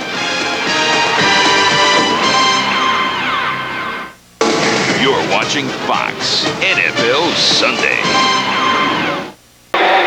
St. Louis Rams gunning for their 5th consecutive win, and they have just mauled the opposition, averaging about 34 points per game during this 4-game winning streak. A win today would guarantee that they are unbeaten within their own division this season. Jeff Lageman, after not winning a game inside their division all of last year, they've had some help today. Mistakes towards the end of the first half by Billy Joe Tolliver. Right, and as you can see, every time you turn the ball over, the end result's going to end up in points, especially when you're playing the St. Louis Rams. 2 touchdowns, both of them off of Billy Joe interceptions. And it would be a bad turn of events because the Saints were playing well.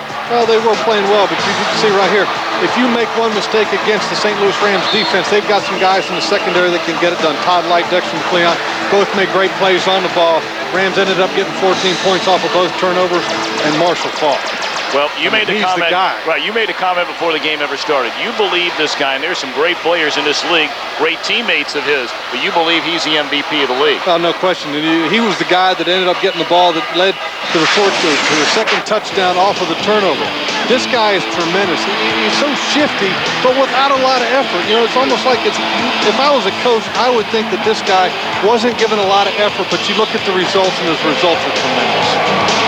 Faulk has a chance. He's already rushed for better than 1,000 yards.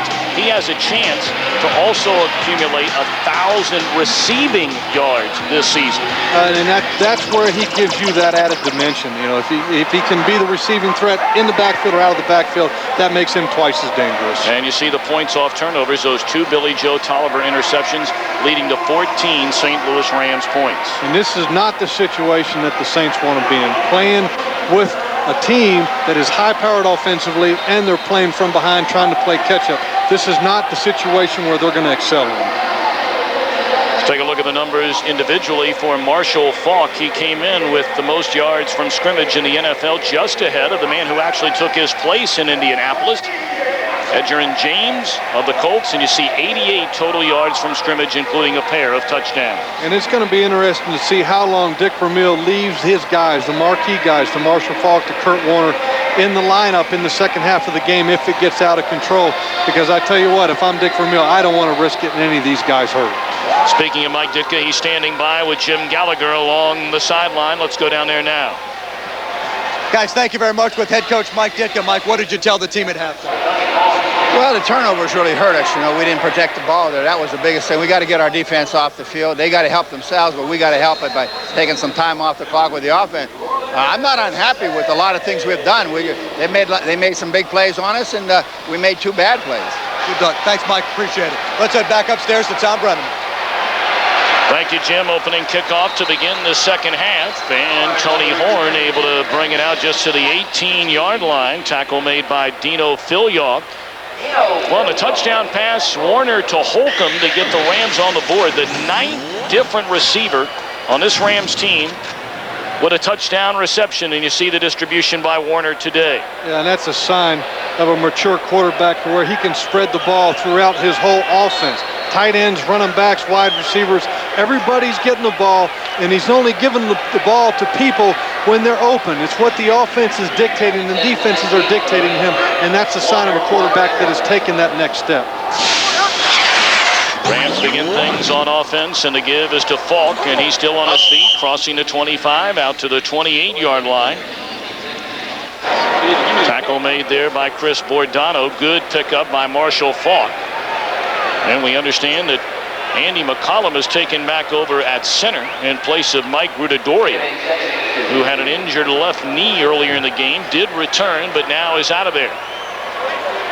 And that's probably a smart move. If the guy has any type of knee injury whatsoever that's going to slow him down, they need to worry about getting him healthy for the rest of the year. Two tight end set, I formation. Faulk breaks it up through the middle, and he crosses a 40 to the 41-yard line. Tackled there by Willie Clay. A gain of 14 for Marshall Faulk. If you take a look at Adam Timmerman, the right guard, watch the kick-out block that he gets for Marshall Faulk on the other side of the line of scrimmage. He does a tremendous job. Take a look right there. Dono gets a good block, allows Marshall Faulk to get up into the second level of the defense. And Marshall Faulk, this guy is just tremendous. He's got all the things that are needed to be a great back in this league, and he is. And he'll get it again. He slips and slides and turns his way up close to midfield. Penalty flag, however, down on the play.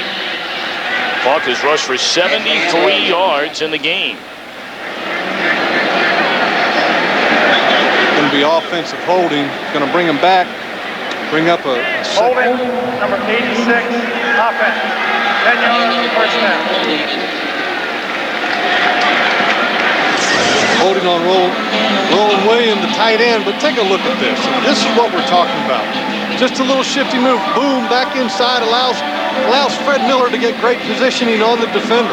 That's what I'm talking about. He is patient running back, allows his offensive lineman to set up blocks. You know, even if this guy ends up with 150 yards or 160 yards, every time he carries the ball, it's exciting and it's amazing to me that he can do it when it looks like he's not even trying hard.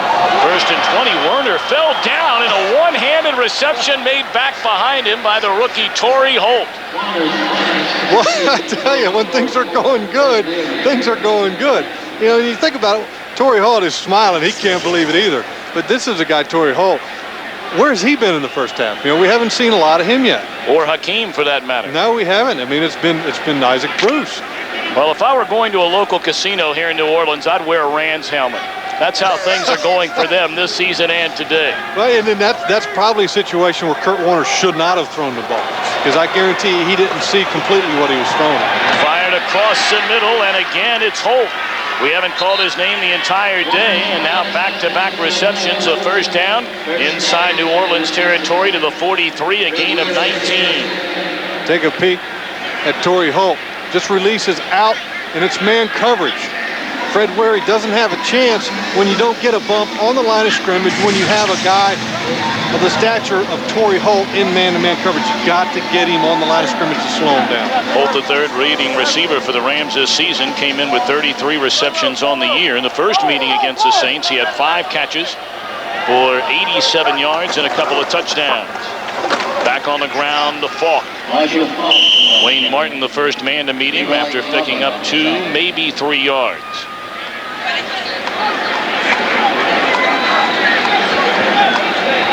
And I tell you what, if these guys are scoreboard watching, they're not getting any help, because the Redskins are beating the Cardinals. What's the score now? 21-3. 21-3. But you know, I tell you what, they have such a record that's in advance of everybody else. All they have to worry is taking care of their own business. They don't have to worry about anybody else. They pitch it to Faulk. It was read beautifully, but he's able to at least get back to the line of scrimmage. Bordano able to finally trip him up. There you see the Redskins leading 21-3. And the Rams could clinch a first-round bye in the NFC playoffs with a victory here today and a Washington loss or tie. But never count out Jake Plummer and the Arizona Cardinals. They come into that game looking like the Rams for their 5th straight win.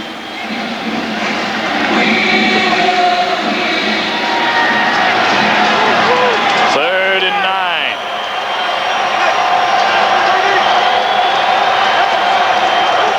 Amp Lee checks in. Warner, great protection, great throw, another first down. Isaac Bruce the catch and steps out of bounds at the 14. Boy, this is an offensive juggernaut. What a great read. Oh, I mean, you couldn't do it any better. It's all it is. Take a look at Isaac Bruce. He runs up the field, and then watch what happens. He's just going to bend it out. They're stretching the defense. And Kurt Warner is so patient. He sees it happening. He's reading the defense. The ball is firm before he's even turned his head back to the quarterback. Great anticipation by Kurt Warner. And you know what? Great job by Mike Martz, because he's the guy that is getting this chunk offense, is what Dick Vermeil calls it, going here in the second half. They fake the throw. They go to the end zone where it's intercepted. Fred Weary will bring it out. He's across the 20 and shoved out of bounds at the 23-yard line. So a rare mistake made by Kurt Warner. First turnover of the game by Warner and the Rams. So at 10 minutes to play in the third quarter, the Saints will get the football trailing by 10. We're back at the Superdome where Kurt Warner is talking things over with his offensive coordinator Mike Martz over the interception made in the end zone by Fred Weary. So the Saints have the ball, their first possession of the second half. Flag down on the play. Wilmot Perry stays on his feet, and he's out close to a first down, but we'll see. It's going to be offsides on the defense. They use the hard count right there to draw the defensive line off the ball, and they did a good job with it. And then there's a great example of the big back, Ramlin, doing a good job of breaking some tackles. Offside defense, holding number 85 offense. The penalties offset, replay the down, first down. Going back to the interception, you take a look at Isaac Bruce, split out on the right side of the formation. You know, Dick Vermeil talked about the big picture and not forcing things. Take a look at this double coverage by Willie Clay and Fred Weary. It wasn't a very good decision to throw the ball in there. You don't have to force things in there. If you looked at the formation, he had another guy that only had single coverage where he could have gotten the ball in. But, you know, there's an example of him wanting to go to his favorite receiver. Hastings in motion. We replay the down, but they give it to Perry. Not much room this time. As he carries off to the left side.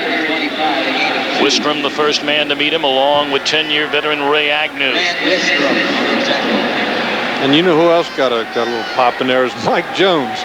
Mike Jones is trying to take every shot that he can and put it on Wilmot Perry because he got such a great one in the last meeting. And, of course, Wilmot Perry was talking that he wanted a little payback on Mike Jones for this game, and so far it has not happened.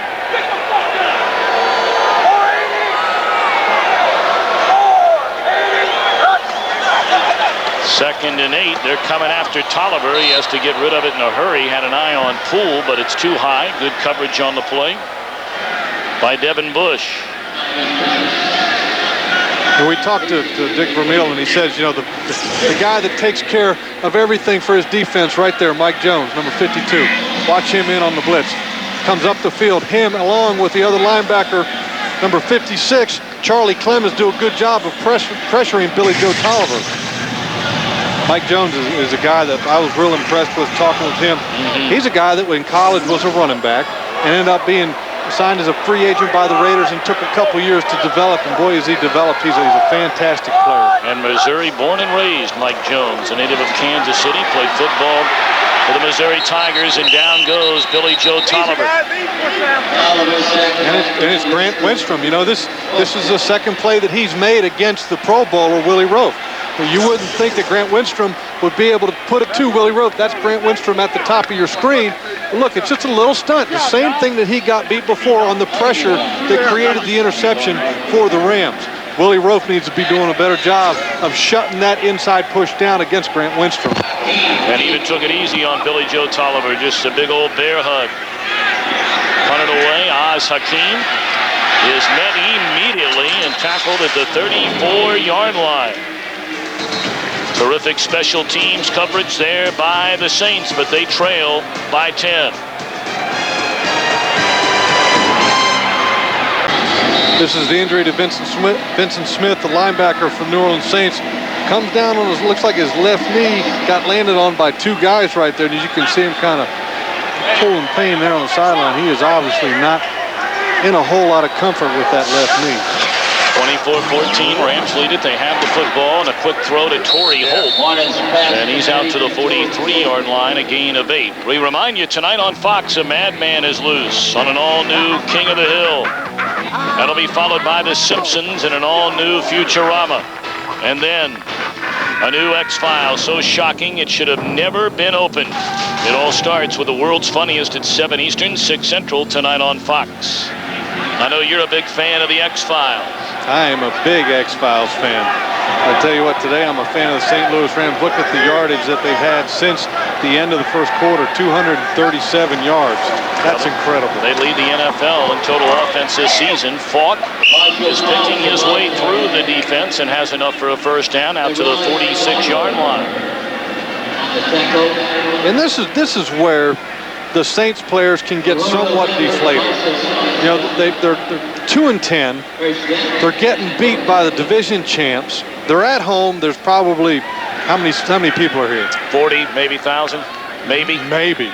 You know, this is not a great experience for these players. And now's the point where you're going to find out. Mike Dick is going to find out which are the players that he can count on when the thing is down, such as this.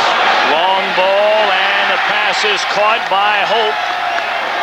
And he's all the way to the 15-yard line. So Holt, who only had one reception in the entire first half, has caught 4 balls here in the second half. Troy Holt, who was a little absent in the first half, is becoming a major factor here in the second half. All he does is run a go route. Fred Weary doesn't have the speed to keep up with him. Great ball by Kurt Warner. And you know what? I wonder if the Saints players are now starting to think, well, are they running the score up on us? You know, I hope Dick Vermeil puts 50 points on the board because it's their job as Saints defenders to stop him. 272 yards now for Kurt Warner, and he's looking for more. Pump fake, he's headed for the end zone to throw, batted and knocked down by Weary. Good coverage that time.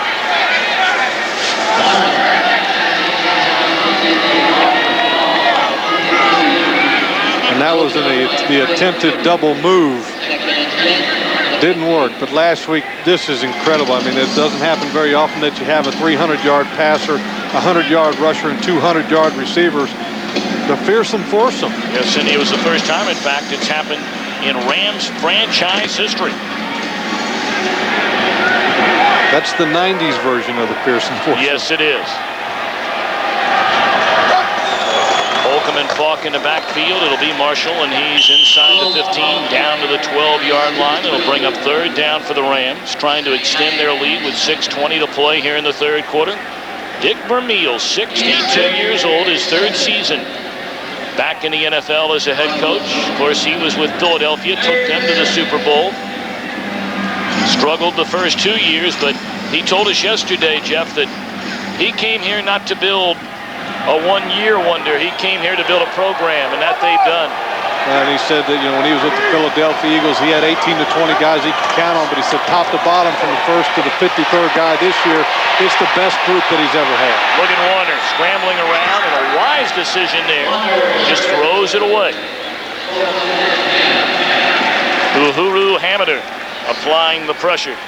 But you know, it's amazing how many great thoughts you can have about your players when you're winning. When you're 10-2, I mean, it's hard to have anything bad to say about any of your players, especially when the year before you did not have a win in the division, and this year you're on your way to being undefeated in the division. Wilkins on for a 30-yard field goal try.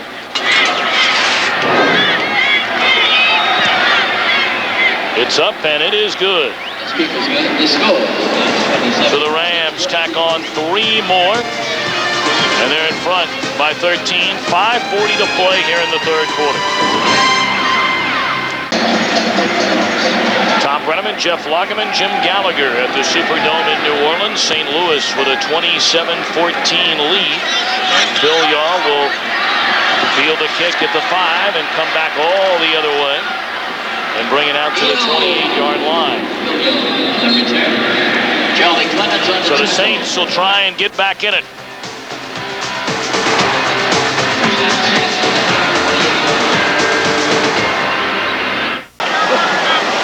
Back in New Orleans, where it's 27-14 in favor of the Rams. And the give is to Wilmot Perry. Big hole off the right side.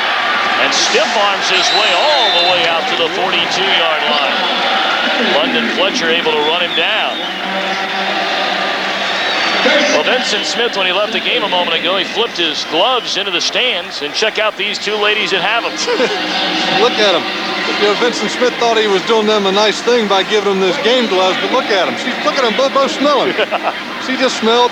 The lady on the left just smelled it, and the other lady on the right just smelled it at the same time. They're going, ugh. My kids will love this, but I have to carry this for the rest of the game. Oh, don't get too close to her. Perry again, and he is met immediately on first down. Go to second down and 10 yards to go. Let's send it downstairs to our man on the sideline, Jim Gallagher. Tom, thank you very much. I'm with Rams quarterback Trent Green. And Trent, I know you've got to be happy for Kurt Warner, but it's got to be hard watching somebody else running what is going to be your offense. Yeah, it is. It's tough to watch, but I'm happy for the team. We clinched up the division. The guys are playing real well. Defense is playing well. And like you said, Kurt's playing outstanding this year. So I'm just looking forward to getting healthy and getting back in there. What's it look like for next year for you? Right now, it's just my main thing is getting healthy. I don't know what's going to transpire over the course of the offseason. Obviously, Kurt's having a good year, and his contract's up. So what exactly happens in the offseason, the team will decide and do what's in the best interest of them. And right now, they're saying they're going to keep both of us, and we'll just go from there. Best of luck to you, Trent. Thank you very much. Thanks. Let's head back upstairs. Jeff Scanina picking up the sack on Billy Joe Tolliver. So to bring up third and long for the Saints. Well, for Trent Green, he's a St. Louis native, and this has to be tough. You heard his words a moment ago. But boy, what a problem to have. Trent Green and Kurt Warner next year. Yeah, but I wouldn't anticipate Dick Vermeil keeping both of them for long, because one of them is going to be too valuable to another team. In other words, you could trade that guy and get draft picks and improve your team in other areas. In this day and age of free agency, you've got to be constantly improving your roster because you're always losing guys. Throw over the middle, intended for Cleveland, and it's broken up by Billy Jenkins. So the Saints will have to punt it right now. Let's punt to James Brown in the Fox Network Center for an NFL update. And caught on this in time to tell you that Troy Aikman hooking up with David LaFleur at the back of the end zone. Good read by LaFleur as he slowed up reading the coverage. Dallas up by 20-3 late in the third. Back to Thom Brennaman and Jeff Lageman. Thank you, JB. Washington leading Arizona. Redskins trying to extend their lead in the division. Dallas trying to keep within a game. Contact made as Hakeem fielded the punt. Contact with his own player. And he's down at the 25. That's where the Rams will put it in play when we return. 3:34 to play in the third.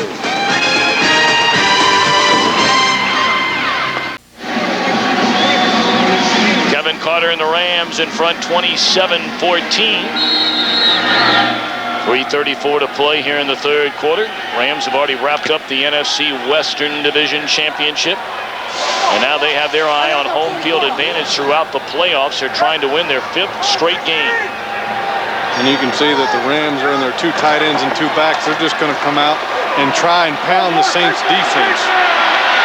Big run by Marshall Faulk. And he's all the way to the Saints' 40-yard line. There is a flag down on the field. And it's going to be brought back. It's going to probably be some type of holding on his downfield blocking by his wide receiver, it looked like. 2 big runs taken away by Faulk, if that is the case. 15-yard face mask, 42 defense. That will be enforced from the end of the play. End of the run. First down. It's Willie Clay. And now this is going to get ugly in the second half. If you take a look at Marshall Faulk, freeze it right there. There it is right there. Grabbed a hold of the face mask. Can't do that. Willie Clay doesn't take a good angle. If he would move his feet just a little bit better, wouldn't be in the position to grab a face mask. But I mean, Marshall Faulk once again. And that puts unofficially Marshall Faulk over the 100-yard rushing mark today with 102. His 4th consecutive game. For the first time he's done that in his career, rushing for 100 or more yards. And again, this is a homecoming for Faulk. And you could see Kurt Warner milking the play clock, trying to take as much time off the clock as possible. Faulk just sticks his nose in there and makes his way to the 22-yard line. Well, the Rams clinch the division with a win over Carolina. They celebrated big time on the field and at the airport on Sunday night when better than 1,000 fans braved a bitterly cold evening to celebrate the return of their Western champions. And there's nothing more couldn't get a better feeling as a player than having the fans greet you in that type of situation where they're not expected to be, and you don't expect it as a player, but they're there to greet you. It's a great feeling as a player. 2nd and 6. Warner in trouble, and he'll eat it. Down he goes, back to the 30-yard line. Wrapped up by Willie Whitehead. And I'm glad that he didn't use the slash gesture, which he got fined $5,000 for, $5,000 a couple weeks ago when the NFL instituted the rule about banning the slash. Willie Whitehead forgot it in a moment. I guess he did the low slash down there around the That's it.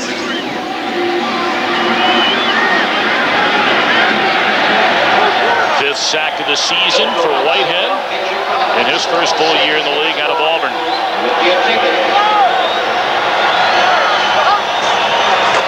They'll hand it off on 3rd down and 16 to Falk. He gets inside the 25-yard line, so they'll send out the field goal unit. You know, the Rams are trying to become, or actually they are already, the 16th team in NFL history, 16th, to go from worst to first in consecutive seasons. In contrast, in St. Louis, one of the great baseball towns in America, only 7 teams in the history of baseball have gone from worst to first. Most recently, the Arizona Diamondbacks during this 1999 season. You had to get that in there, didn't you? Absolutely. Booted by Wilkins, and he missed it. Wide left. How long and hard did you do research to get the Arizona Rattlers somewhere in the statistics of this game? A long, long time. Give the credit to our stat man, Mark Wagner. And Dick Vermeil very unhappy with the missed field goal by Wilkins. As you can see, Wilkins field goal. He just pulls it a little bit left. You know, the Rams, this game is not put away by any stretch. They've got a 13-point lead. If the Saints get 2 scores, they win the ball game. So the Rams cannot afford to relax, and that's why Dick Vermeil, you know, this is where the coach has to get his team to focus in a situation like this. Don't relax because the game is not over yet.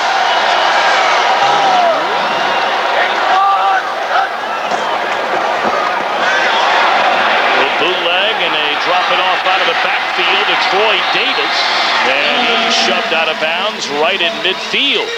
Good pickup on 1st down. We remind you next week on Fox NFL Sunday, Michael Strahan and the Giants come to St. Louis to take on the Rams. Or other regional action coverage begins with a pregame show at noon Eastern, 9 Pacific.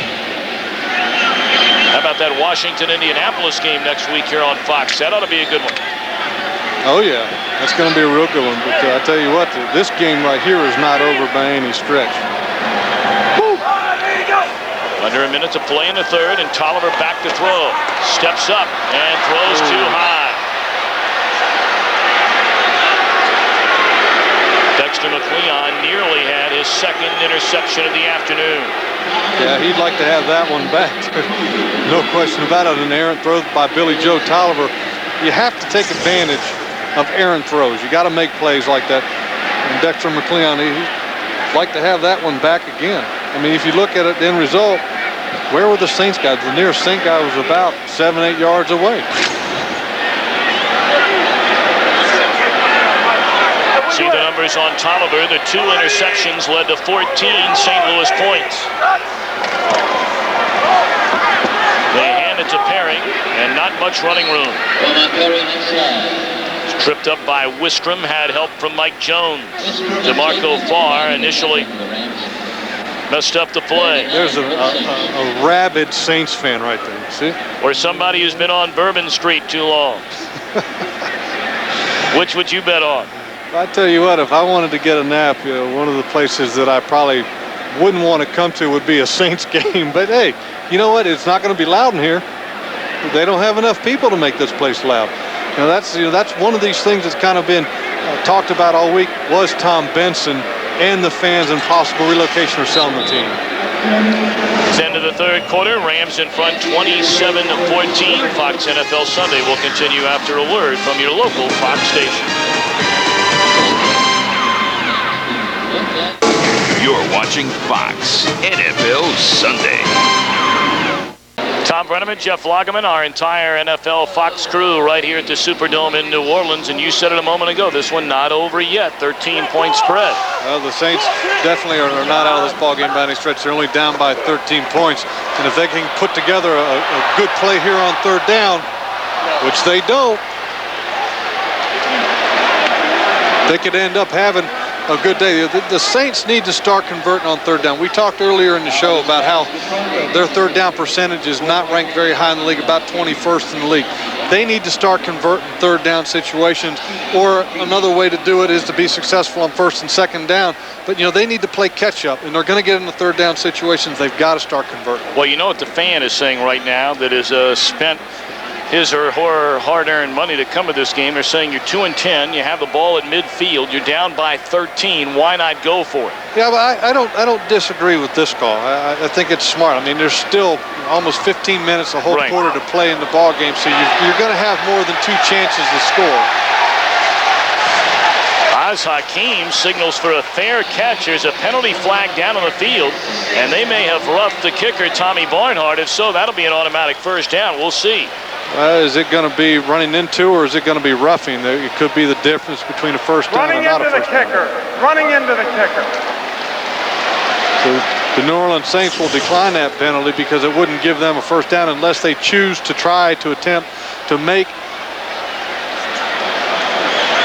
do the fourth down over again to try to make the first down. And that's what they're going to do. You hit the nail right on the head, Jeff. That makes it fourth down, and rather than 9, right, it'll be 4th and 4. So Mike Ditka is going to send his offense back onto the field and attempt to convert on 4th down. And this is a good move by Mike Ditka. 4th and 9 with 15 minutes to go. I don't agree with that call because your percentages of converting on a 4th and 9 situation aren't very high. But with the 5-yard penalty now, it becomes 4th and 4. Sure, why not go ahead, take a shot at it? Your percentages are higher in this situation. Well, the ball spotted at the 42-yard line. They need to get just inside the 39. Actually, they're going to spot it outside the 43. So it is 4th and 4. And the other thing they could do in this situation is not snap the ball, but try to draw him off sides. But with him in shotgun, I wouldn't expect it on this play. Hastings in motion, hard count, but the Rams didn't bite, and it's batted down at the line of scrimmage. It looked like DeMarco Farr who got his hand on the pass from Tolliver. So the Saints go for it on 4th down and fail. Rams get it back when we return with 14:41 to play. Back at the Superdome, 27-14, the Rams in front. Just underway here in the 4th quarter. And the Rams have the football 1st and 10 from their own 42-yard line. Falk able to avoid 3 would-be tacklers. A huge gain for Falk, still on his feet inside the 30-yard line. Caught from behind by Chris Bordano. And Marshall Falk, a native of St. Louis, a native of New Orleans, a huge day today. They catch the New Orleans Saints in a blitz. Look at all the guys in the backfield, but none of them make the block. Fred Miller ends up blocking about 3 guys just by himself. And the nifty Marshall Falk, he's going to make you pay if he can beat you right through the line of scrimmage against a blitz.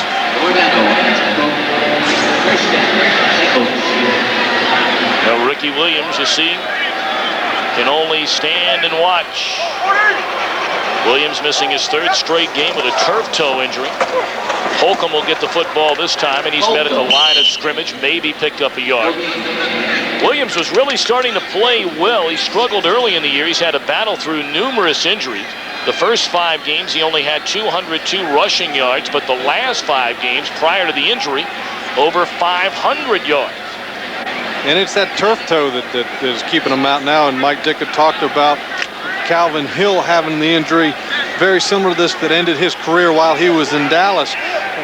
So Ditka's very concerned about putting him in the lineup, and this is great for Ricky Williams to be able to watch Marshall Falk do it at such a high level. I mean, it's just like I like to watch him. Offense, 5 yards, 2nd down. As a player, I always like to watch the great pass rushers, and Ricky Williams is great. Well, what Ricky is that? That's the way you used to wear your hair back when you played for the Jets, wasn't it? No. A little longer than that, though. Mine was definitely uglier than that. But this is a great experience for him. I mean, to watch a guy do it in both facets of the game, in the running game and the passing game. Rams have piled up 407 yards of total offense thus far, and we still have nearly a full quarter remaining. As Hakeem in motion, Falk checks back in, and he's inside the 30. Right now, let's return to James Brown in the Fox Network Center for an NFL update. Tom, take a look at Kerry Collins taking the Giants in for what was thought to be a score. Has his pass tipped by Sean Price. Marcellus Wiley picks it out of the air. Take a look at the big fella. 52 yards later, he heads to the sidelines, but it did lead to a 2-yard run for a score by Jonathan Linton. Buffalo on top by 1 in the 4th. Tom and Jeff. Hey, Tom, I'm always amazed at how one good performance by a quarterback, a la Kerry Collins last week, and all of a sudden he's the savior and he's going to be a great quarterback for the next 10-year statements. See it all the time. Falk makes a reception. He's wrapped up by Keith Mitchell. Depending on the spot, he may be about a half-yard shy of a first down. He is short, and the Rams once again will send out the field goal unit. They need to get one more score on the board, whether it be a field goal or a touchdown, and then all of a sudden it becomes a 3-score game for the New Orleans Saints. So this is a critical situation here for the St. Louis Rams if they're going to really put away the New Orleans Saints. Wilkins is hit on 2 of 3. This try will be from 40 yards. Robinson, snapper, Haran the holder, and this one will draw. Nope. It misses wide right after missing wide left his last attempt. And Dick Vermeil is livid. His team, however, still leads by 13. Take a look at the last play, the missed field goal by Jeff Wilkins. The one thing that has changed for him, and that Mike Haran, the punter, who was signed because of the injury to the punter that was put on injury reserve, Rick Tootin, he's got a different holder at midpoint of the season. So I'm wondering if that has affected his kicking rhythm, at all. Well, there's certainly something wrong, and Dick Vermeil wants it straightened out in a hurry. Wilmot Perry wrapped up first by Ray Agnew and then joined by a host of teammates. No gain on the play, 11:09 left. And you see, second half possessions, not much for New Orleans. And the thing that's not much about it is the yards. -6, 10, and 26 on 3 possessions. That's not getting it done. And you see the Saints around in their hurry-up offense. And I'm wondering, do they really need to do this? They still have 11 minutes left on the game clock. Tolliver has to get rid of it and is able to complete the pass to Eddie Kennison. Been a quiet day for the former Ram here. Picks up 5 yards. It'll bring up 3rd and 5. And that's Kevin Carter unblocked to the quarterback. How does a guy with 14 sacks go unblocked? I don't know. I wish I had a few of them in my career. If I had about 10 of them a year, I think I'd be all right. You're right about that. 3rd and 5, Tolliver pump fake. And now he fires incomplete to the near side. Had an eye on Keith Poole. So it's 3 and out for New Orleans. And New Orleans tried to set up a screen right there. But one of the guys, the linebackers for the Rams, ended up reading it and knocking off the running back, the receiver that couldn't get set up for the screenplay. That's the one thing about running a screenplay. Your receivers are running downfield, and if the guy who's is the intended receiver on the screen doesn't get the ball, your other receivers aren't en routes looking for the ball. As Hakeem fields at the 14.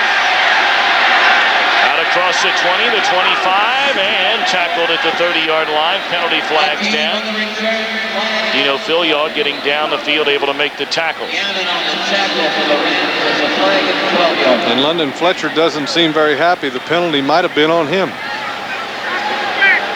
Starting middle linebacker for the Rams, and this guy plays on just about every special teams there is. Illegal block above the waist. In the back, during the return, number 59. Half the distance to the goal line. First down. Timeout. And it was London Fletcher whistled for the infraction. 9:51 to go, and the Rams lead it 27-14.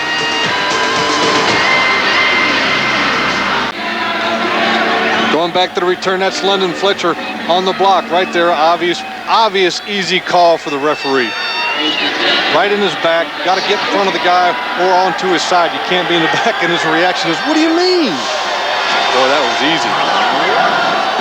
First down from their own 5. They pitch it to Marshall Faulk, who's able to at least make his way back to the line of scrimmage. I'd like to remind you, coming up next, the second half of our Fox NFL Sunday doubleheader. The Detroit Lions clash with Warren Sapp and the Tampa Bay Bucks in an all-out battle for first in the NFC Central. That's coming up next, right here on Fox. Boy, what a game that should be. That is going to be a good football game. The NFC Central is kind of in a big pile right now, and nobody's kind of risen to the top. It's going to be interesting to see how Detroit and Tampa Bay match up. Both teams are trying to get into that first place in that division. It doesn't look like there's going to be a clear front runner at this point. Pass and a catch. And still on his feet is Torrey Holt. The ball comes loose. It looked like Holt was able to gather it back in. He's all the way out to the 38-yard line. And that's a first down for St. Louis. And Kurt Warner has just gone over 300 yards passing. Take a look at the play. Great catch. I thought he should have stayed to the outside right there and just tried to outrun Keith Mitchell, the linebacker, and that was a fumble, but a very aware player, for a young player especially, Torrey Holt, to reach out and get that ball back. Weary ripped it out of there. But Holt able to get it back, and Kurt Warner, his 7th 300-yard passing day of the season. He broke the Rams franchise record with 6 300-yard passing games in a season last week. And now 310 yards through the air today. He signals a timeout, 8:19 left, and the Rams in front by 13.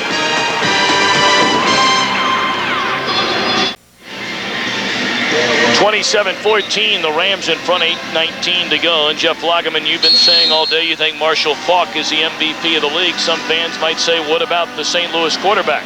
Well, they can definitely make an argument to that case. There's no question about it. But I think in this team, if you look at the balance they have, both throwing and running the ball, Marshall Faulk provides that. And I think without it, quality talent around him, Kurt Warner probably wouldn't be having the greatest amount of success that he's having now.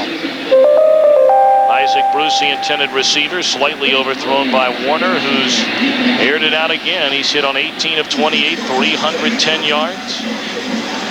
Just an unbelievable story, and many in St. Louis watching the game today. There's been so much attention focused on this young man, young, 28 by NFL standards, not necessarily that young, but both his journey through his football career and really his journey in life. It's just a wonderful story, and how can you not root for Kurt Warner? No question about it. Talking to Dick Vermeil yesterday, the one thing that and also to Kurt, he said, you know, if there was ever a young quarterback in the National Football League that had the opportunity to go play in Canada, in the Arena League, or in NFL Europe, he strongly suggests, he said, because there is no substitute for the repetitions that he has gotten through the last couple years. And he wouldn't have gotten those if he had just been a third guy on an NFL roster. He would have been sitting back holding a clipboard and occasionally running the scout team and getting a few reps in training camp. The way that he took it, his route that he took, he got more reps than a third-team quarterback would get anywhere else. Third down and 3. Faulk has now rushed for 153 yards today. Warner will throw, and another first down. This is a third down converting machine, this St. Louis club. Cherry at the tackle.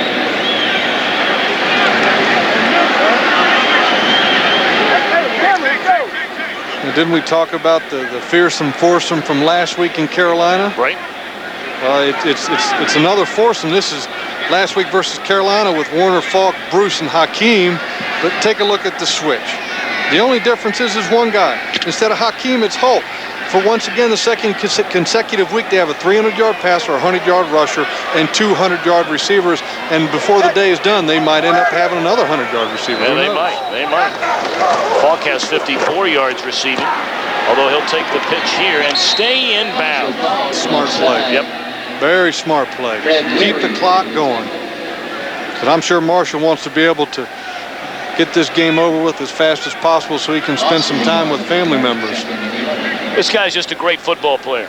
He is. He's got an awareness about him, both in the running game and the passing game, but just like in that situation, about Dick Vermeil, what he calls the big picture. You know, a lot of running backs don't have the awareness that when it's in the fourth quarter with 6.5 minutes left, you know, a lot of them might try to get that burst of speed to get around the corner to get a few more yards. Marshall says, I might get a few yards, but I'll get run out of bounds. He made the decision to stay in bounds in a very smart one. And they run a play clock all the way down to 1, and Falk will get it again, and the yards continue to pile up as he gets down to the New Orleans 42-yard line. Tackle for the Saints. 8 of 5. It'll be 3rd and 6 for St. Louis. Falk now with 157 yards rushing. Again, a reminder tonight on Fox, it'll be King of the Hill, The Simpsons, Futurama, and an all-new X-Files. It begins with the world's funniest. It's 7 Eastern, 6 Central, tonight on Fox. Hey, Tom, do you know anybody at Fox that can, like, send me a tape of the X-Files? Because I'm probably going to miss it on the plane. Absolutely. They're watching in Hollywood right now. You're big time at Fox. You can get that done for me. A real big-time operator. There's a throw, and it's caught. What a move by Hakeem, and he's on his way, finally caught at the 18-yard line by Sammy Knight. Now, we talked about maybe getting another 100-yard receiver. That's the guy, Hakeem. He's the only one of the trio that doesn't have 100 yards. Take a look at Hakeem in motion going across the formation. Kurt Warner does a great job getting the ball. I mean, look at the timing of that route. That's the kind of route that last week ended up killing Carolina because of the blitz. New Orleans, the St. Louis Rams ended up having to do a lot of adjustments against the blitz versus Carolina. And Hakeem, he was the guy that made the Panthers pay, and he made them pay big. He ended up having 2 catches for over, I think one was about 48 and one was 53 yards. Right. Well, what another delightful young man to talk to yesterday. Hazir Hakeem. He likes to be called just Oz. Yes, he does. But again, he promised us last night that if he were to be fortunate enough to get into the end zone, he was going to do all he could to bring Kurt Warner along for some bobbing and weaving. I can see a poster in his future, the Wizard of Oz. You know, we haven't talked to him. We talked about all these the skill position guys, but after this play, I want to talk a little bit about this offensive line, which we haven't talked much about today. They give it to Falk, shakes a couple of tacklers, but then is finally dragged down, coming all the way up from a strong safety position. Sammy Knight had help from Alex Molden. But what about this line? If you look at it, although we have one of the starters down right now in Grudadoria, but you look at their offensive line, and so far this year, out of the 12 games that they've played, that line has been intact in the beginning of the game, 10 of those 12 games. The only one that missed time was Tom Newton, and he missed 2 games because of injury, and Andy McCollum subbed in for him, but it's so rare to have an offensive line in the NFL that would play together for that amount of games. Warner throws, it's caught by Falk. Look at those moves. Stays in bounds. He didn't get to the first down marker, but wow. Well, I tell you, Kurt Warner took a pretty good shot there, and I'm not guarantee you that Coach Dick Vermeil, every time he takes a hit, he grits his teeth a little bit. But Marshall Falk, take a look at the hit. Falls on the front of him, but he gets up. He's tough, but Marshall Falk is tremendous. I mean, watch just a couple little moves here to avoid these hits. 1, 2, and 3, and ducks under the third guy. Well, you've heard of 3 strikes and you're out. Wilkins has missed his last 2. If he misses this one, Vermeil might try to rip his helmet off on the sideline. Well, this one is right down the middle. He knew it was coming, and it is good from 38 yards away. And look at Dick. Big, deep breath. Finally, we get it right.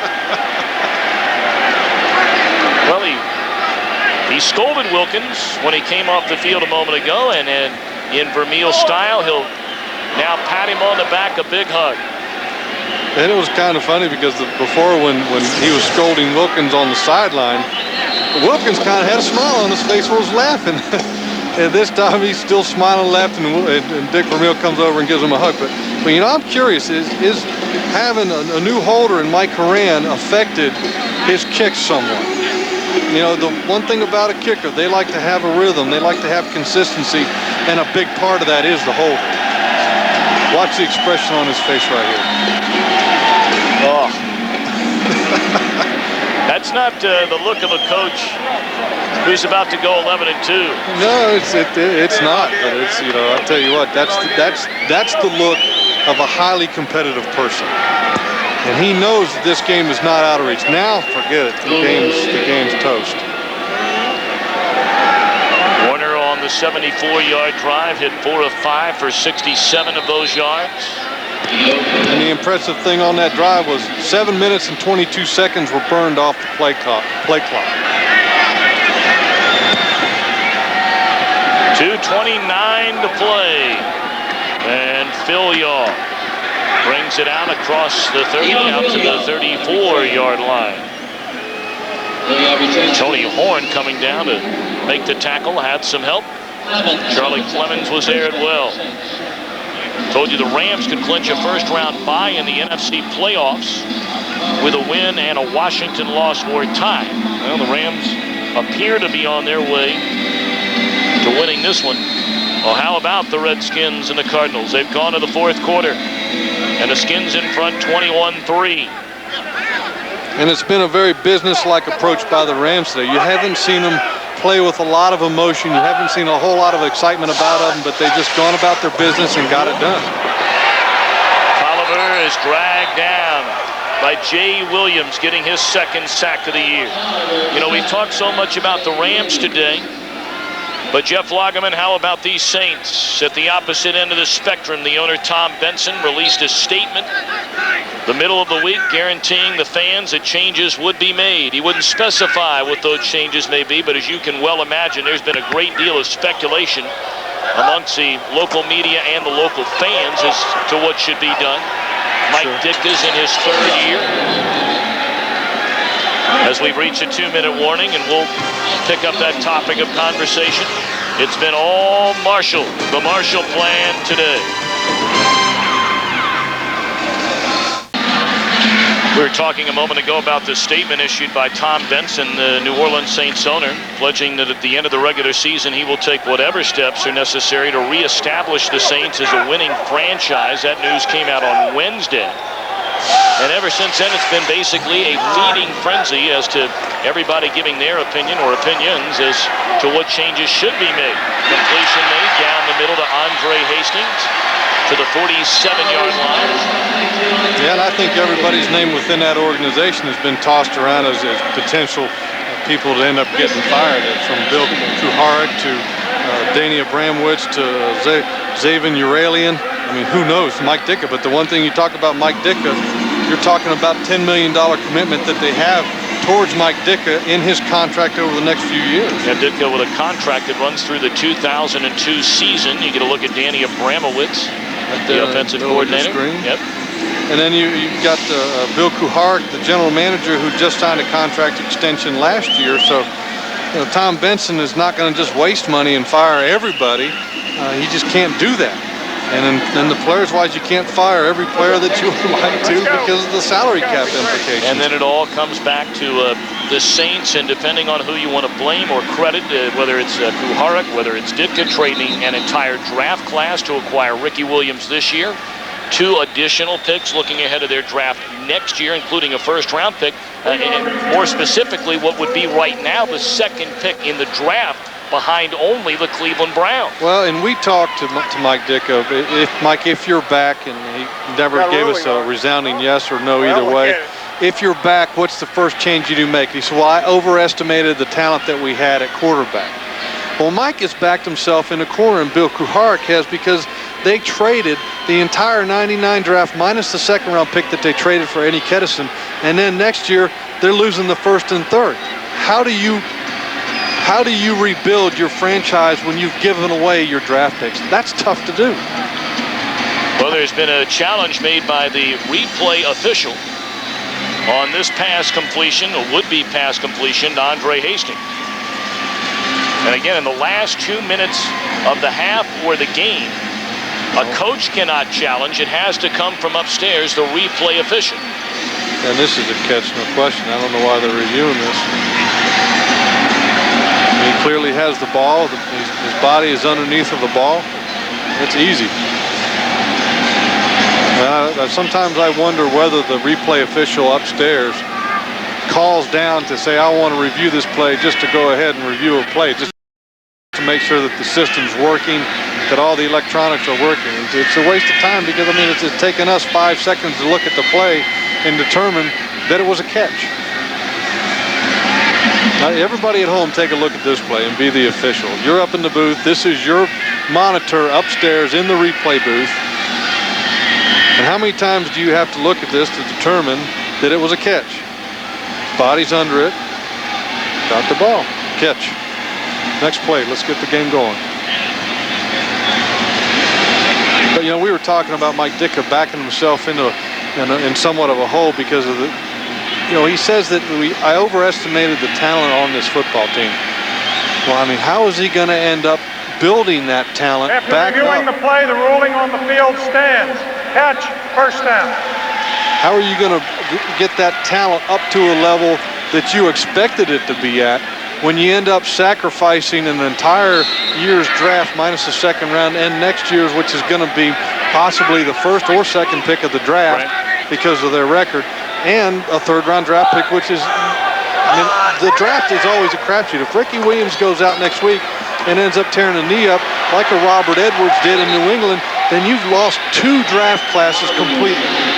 Drafting is always a roll of the dice, and you never trade away that many picks for one person because of the health situation. Jay Williams getting his second sack of the afternoon, his third of the game. Our game today produced by Raymond B. Smoltz III, directed by Joe Assetti.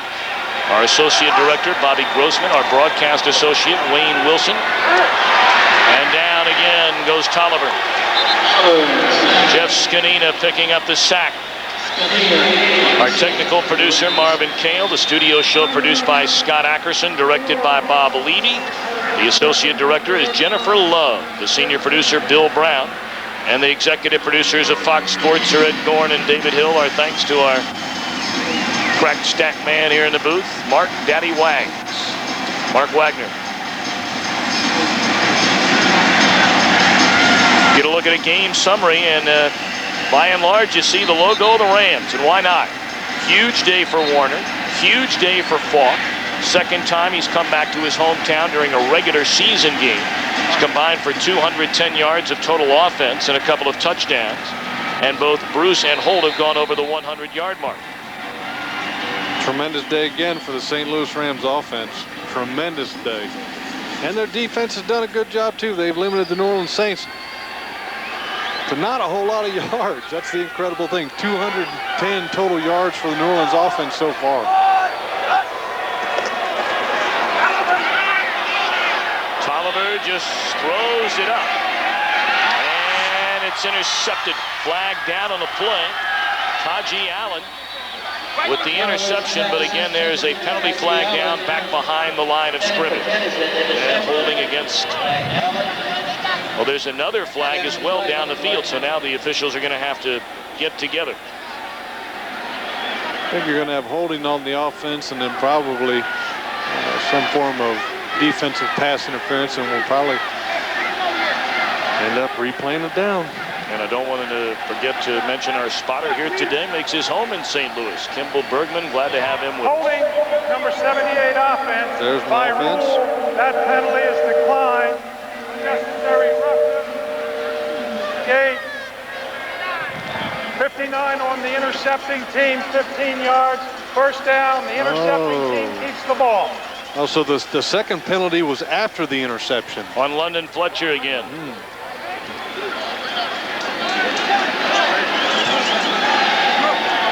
1:14 to play. The Rams will head to 11-2 on the season. And for Mike Ditka and the Saints, 2 wins against 11 losses.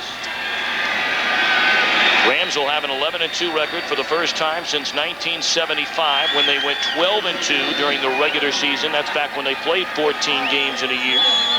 They have 11 victories in a season for the first time since their last playoff appearance in 1989.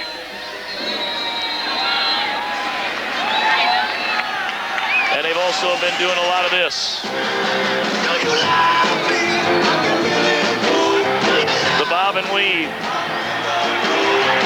Jeff, you going to try that on camera before we get out of here today? I was hoping that we could get you on camera doing it just like you did last night. Well, I had to get up with my main man, Oz Hakeem. Boy, there's a stat for you. Incredible turnaround. First team in NFL history to go winless within their own division and then turn around the next year and go unbeaten. And Dick Vermeil last year was washed up. The game had passed him by. This year he's a genius, and next year maybe Mike Dicker will be the genius if he's still here. It's hard to tell, but it's amazing how your record can make coaches, the perception of them totally change. Paul Justin has come on, and he'll just take a knee. And that's going to do it. So these Rams march on, and Jeff Lageman, as you look ahead, and we still have 3 weeks left in the regular season, have you seen anybody in the NFC?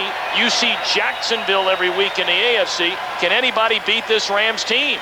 I think there's not a team in the NFC that can beat them, but I would like to see them match up against Indianapolis or Jacksonville. That's going to be the Super Bowl, one of those two AFC teams against this team right here. Well, for Jeff Lageman and Jim Gallagher, I'm Thom Brennaman saying so long from New Orleans.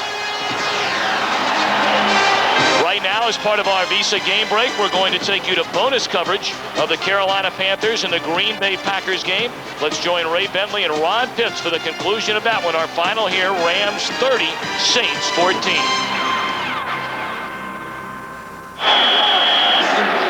Ball caught by Patrick Jeffers. I'd like to welcome those of you joining us from watching the St. Louis-New Orleans game. The Rams win again, 30-14.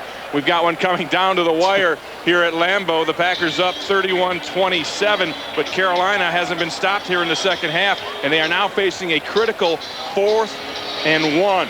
And Brett Favre has been the difference. He's done it all by himself, which is one way that he gets in trouble sometimes, but here he's been on the mark. His thumb is healthy, and he's just been making the throws. Spreading the ball around.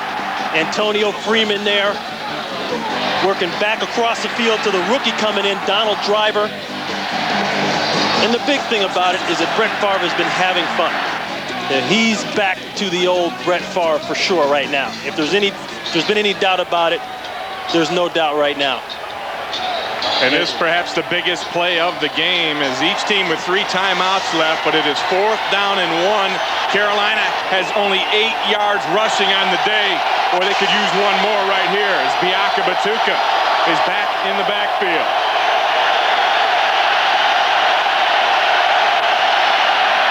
Play action. You better think about running it. Berline has Mangum open and he hits it. Walls. Wesley Walls with a critical catch inside the 10. Wow.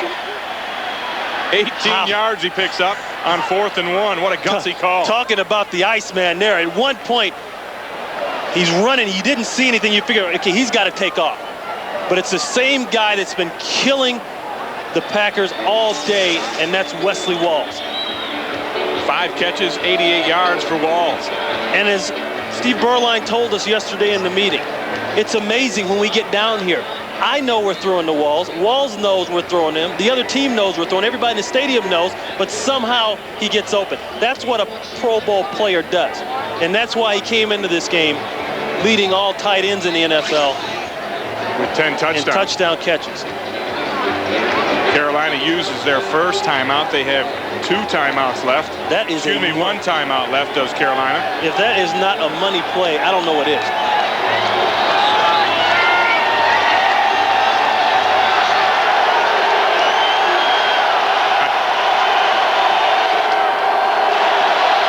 First and 8. First and goal from the 8.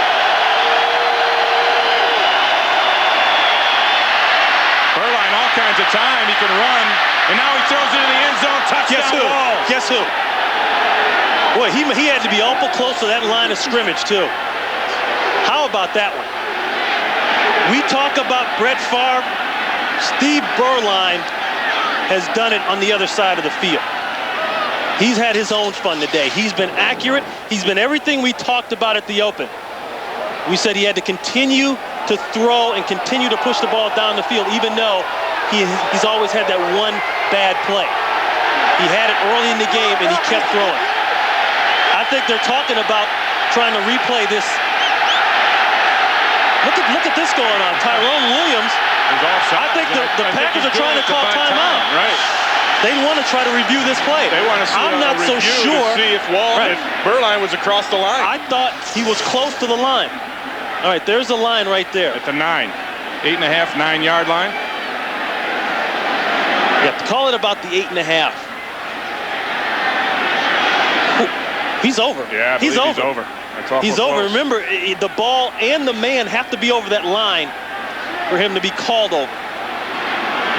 Now, he could just step over and have the ball back behind the line of scrimmage and still be okay. It looked as though he was over from there. If there was ever a time to use a challenge and for instant replay to come in, it would be right now for the Green Bay Packers. It looks like he's over there. I think he's over. It's hard to tell, but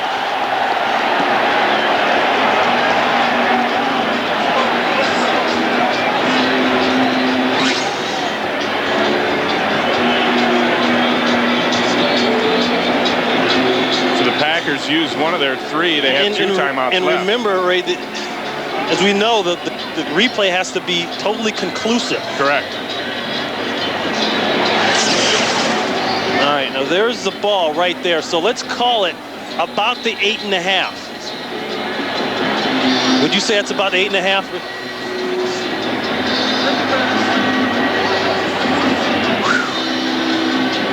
Remember, the ball and the man have to be over. From there, it looked like he got it out. Once again, the ball's right there. The center's hands on it. The 8.5-yard line. We can let it run. You know what? I think he's okay. Because the umpire's standing right there, he might be okay. And it might just be an inconclusive deal. That's what I think it might be. Beuerlein knows where that line is, too. You see him stop and then move to his left. Boy, that's a tough one. This is why you need instant replay. And they're looking. This isn't a 13-second deal like the last one. No, and this, of course, is a booth replay. In the last 2 minutes, it's decided by the replay official in the booth, and he called down and told Ron Blum, you might want to look at this one, partner. And that's exactly why the Packers are trying to get the timeout called, because under 2 minutes, they can't challenge. It has to come from the booth.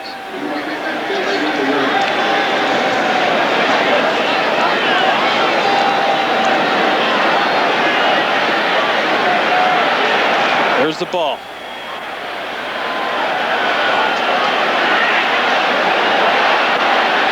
Looks like he's over to me.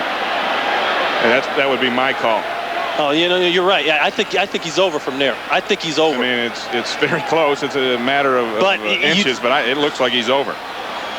But if in the booth, one guy saying no, and then another guy saying yeah, then that's called not conclusive. So if it is reversed, it'll be an illegal forward pass. So the Panthers will still have the football, but they'll be backed up, and they'll still have plenty of time, 58 seconds to score. After reviewing the play, the ball was snapped from just inside the 9-yard line. The pass was thrown from the 8-yard line.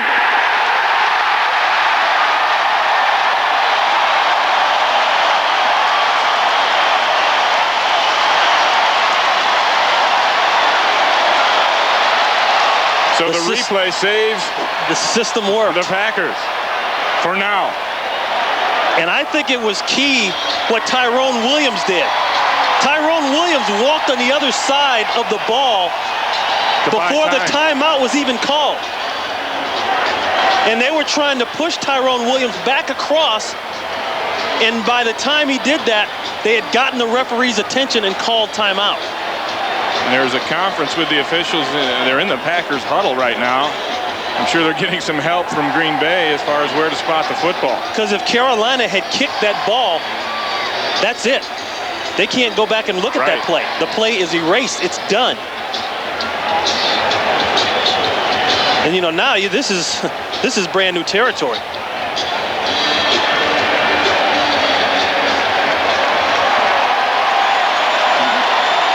It's like a whole new day now for Carolina. Illegal forward Now they pass. go backwards.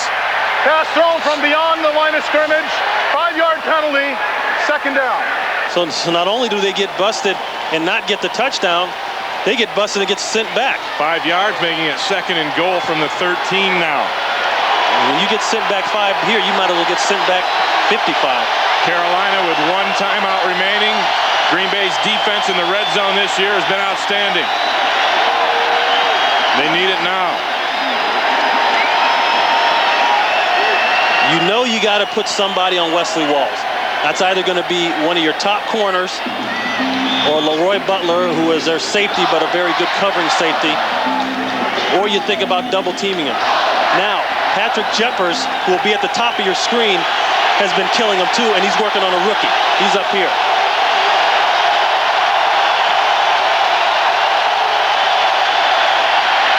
Berline, pump fake into the end zone, incomplete. Off the hands of Walls, then through Jeffers' hands, and Sharper even had a chance at it. And that's exactly where he went with the ball. Went with the pump fake, and they went at the rookie. He's trying to pull the backer and the safety out of that window right there. That's what the pump fake is for. I don't know if he's throwing at Walls or Jeffers. They're both there at different levels. Yeah, he's trying to throw that ball to Walls. That ball went through Walls' hand. Makes it 3rd down and goal from the 13. Anthony Johnson in motion. Berline with time unloads outside, complete to Walls. Walls tackled at the 5-yard line. Fred Vincent over there, a gain of 8, and it'll be He's going to burn one. In goal. No, he's not. He's got 1 left. He looked at I think he has to take a timeout. Well, he's got to do something here. They're burning time off the clock. And I think he's going to eliminate the possibility of Green Bay having a chance. I don't know why you do this. It's a 4th down play. It's do or die anyway. So take all the time off the clock and take your 1 shot. Because they can't get a 1st down. It's the score on this play or take it home.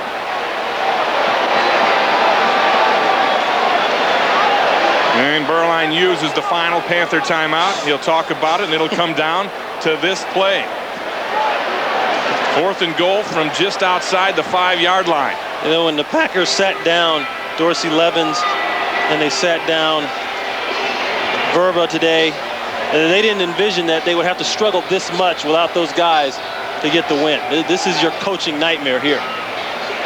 But the one thing, especially Leroy Butler has said all week long, is that I have a tremendous amount of respect for this offense. This offense is very good. And a lot of people don't see that because they look at the numbers. But when you look between the lines, and you look at the drop balls and maybe some of the miscues, Berline has been playing very, very well. Well, he's going to need to play well on this down. The game comes down to this. 4th and goal from the 5. You care to first guess on what they're going to do? They had success on the rollout. Getting him out of the pocket, give him more than one option. He's in that huddle a long, long time. What about for the Packers? Do you bring the heat? They haven't brought it all game. You would be gambling if you did it. 3 wide receivers in the set. Floyd goes in motion. Berline, quarterback draw. Touchdown. Touchdown. Wow. Carolina wins it. Wow, and the game is over. They spread them out, they went empty, and Berline ran it. It's the last thing you'd ever expect. That is a huge, what a call. Huge blow to the Green Bay Packers.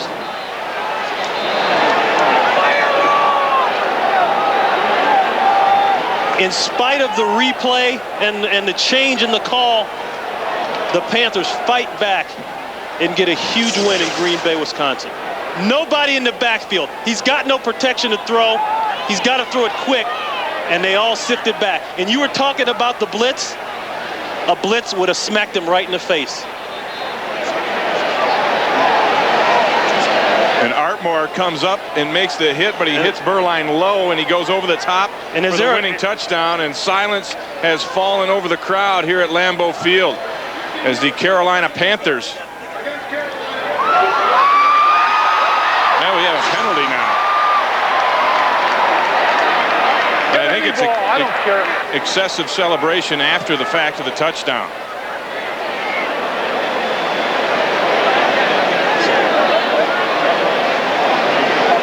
And NFL rules, you have to attempt the extra point unless it's an overtime situation, which this is not. So they have to kick the extra point to finish this ball game. Even with no time in left. a regular season game, right. And boy, if you're Green Bay, I mean, what a way to go down. Right. This is like being asked to carry the guy who beat you's trophy home for him.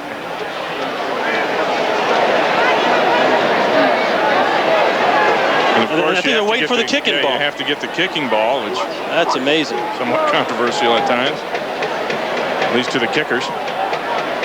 I look at two guys in this Carolina offense today that were just outstanding. Not only Steve Berline coming back from the big interception he threw in the first half, but Wesley Walls. Wesley Walls continues to make plays even though people are all around him. And they're not even going to attempt to kick. They're just going to kneel the football, and they do. And the game is now officially over. And the final score, Carolina Panthers 33, the Green Bay Packers 31. And we'll take a break, and we'll be back with more in a moment.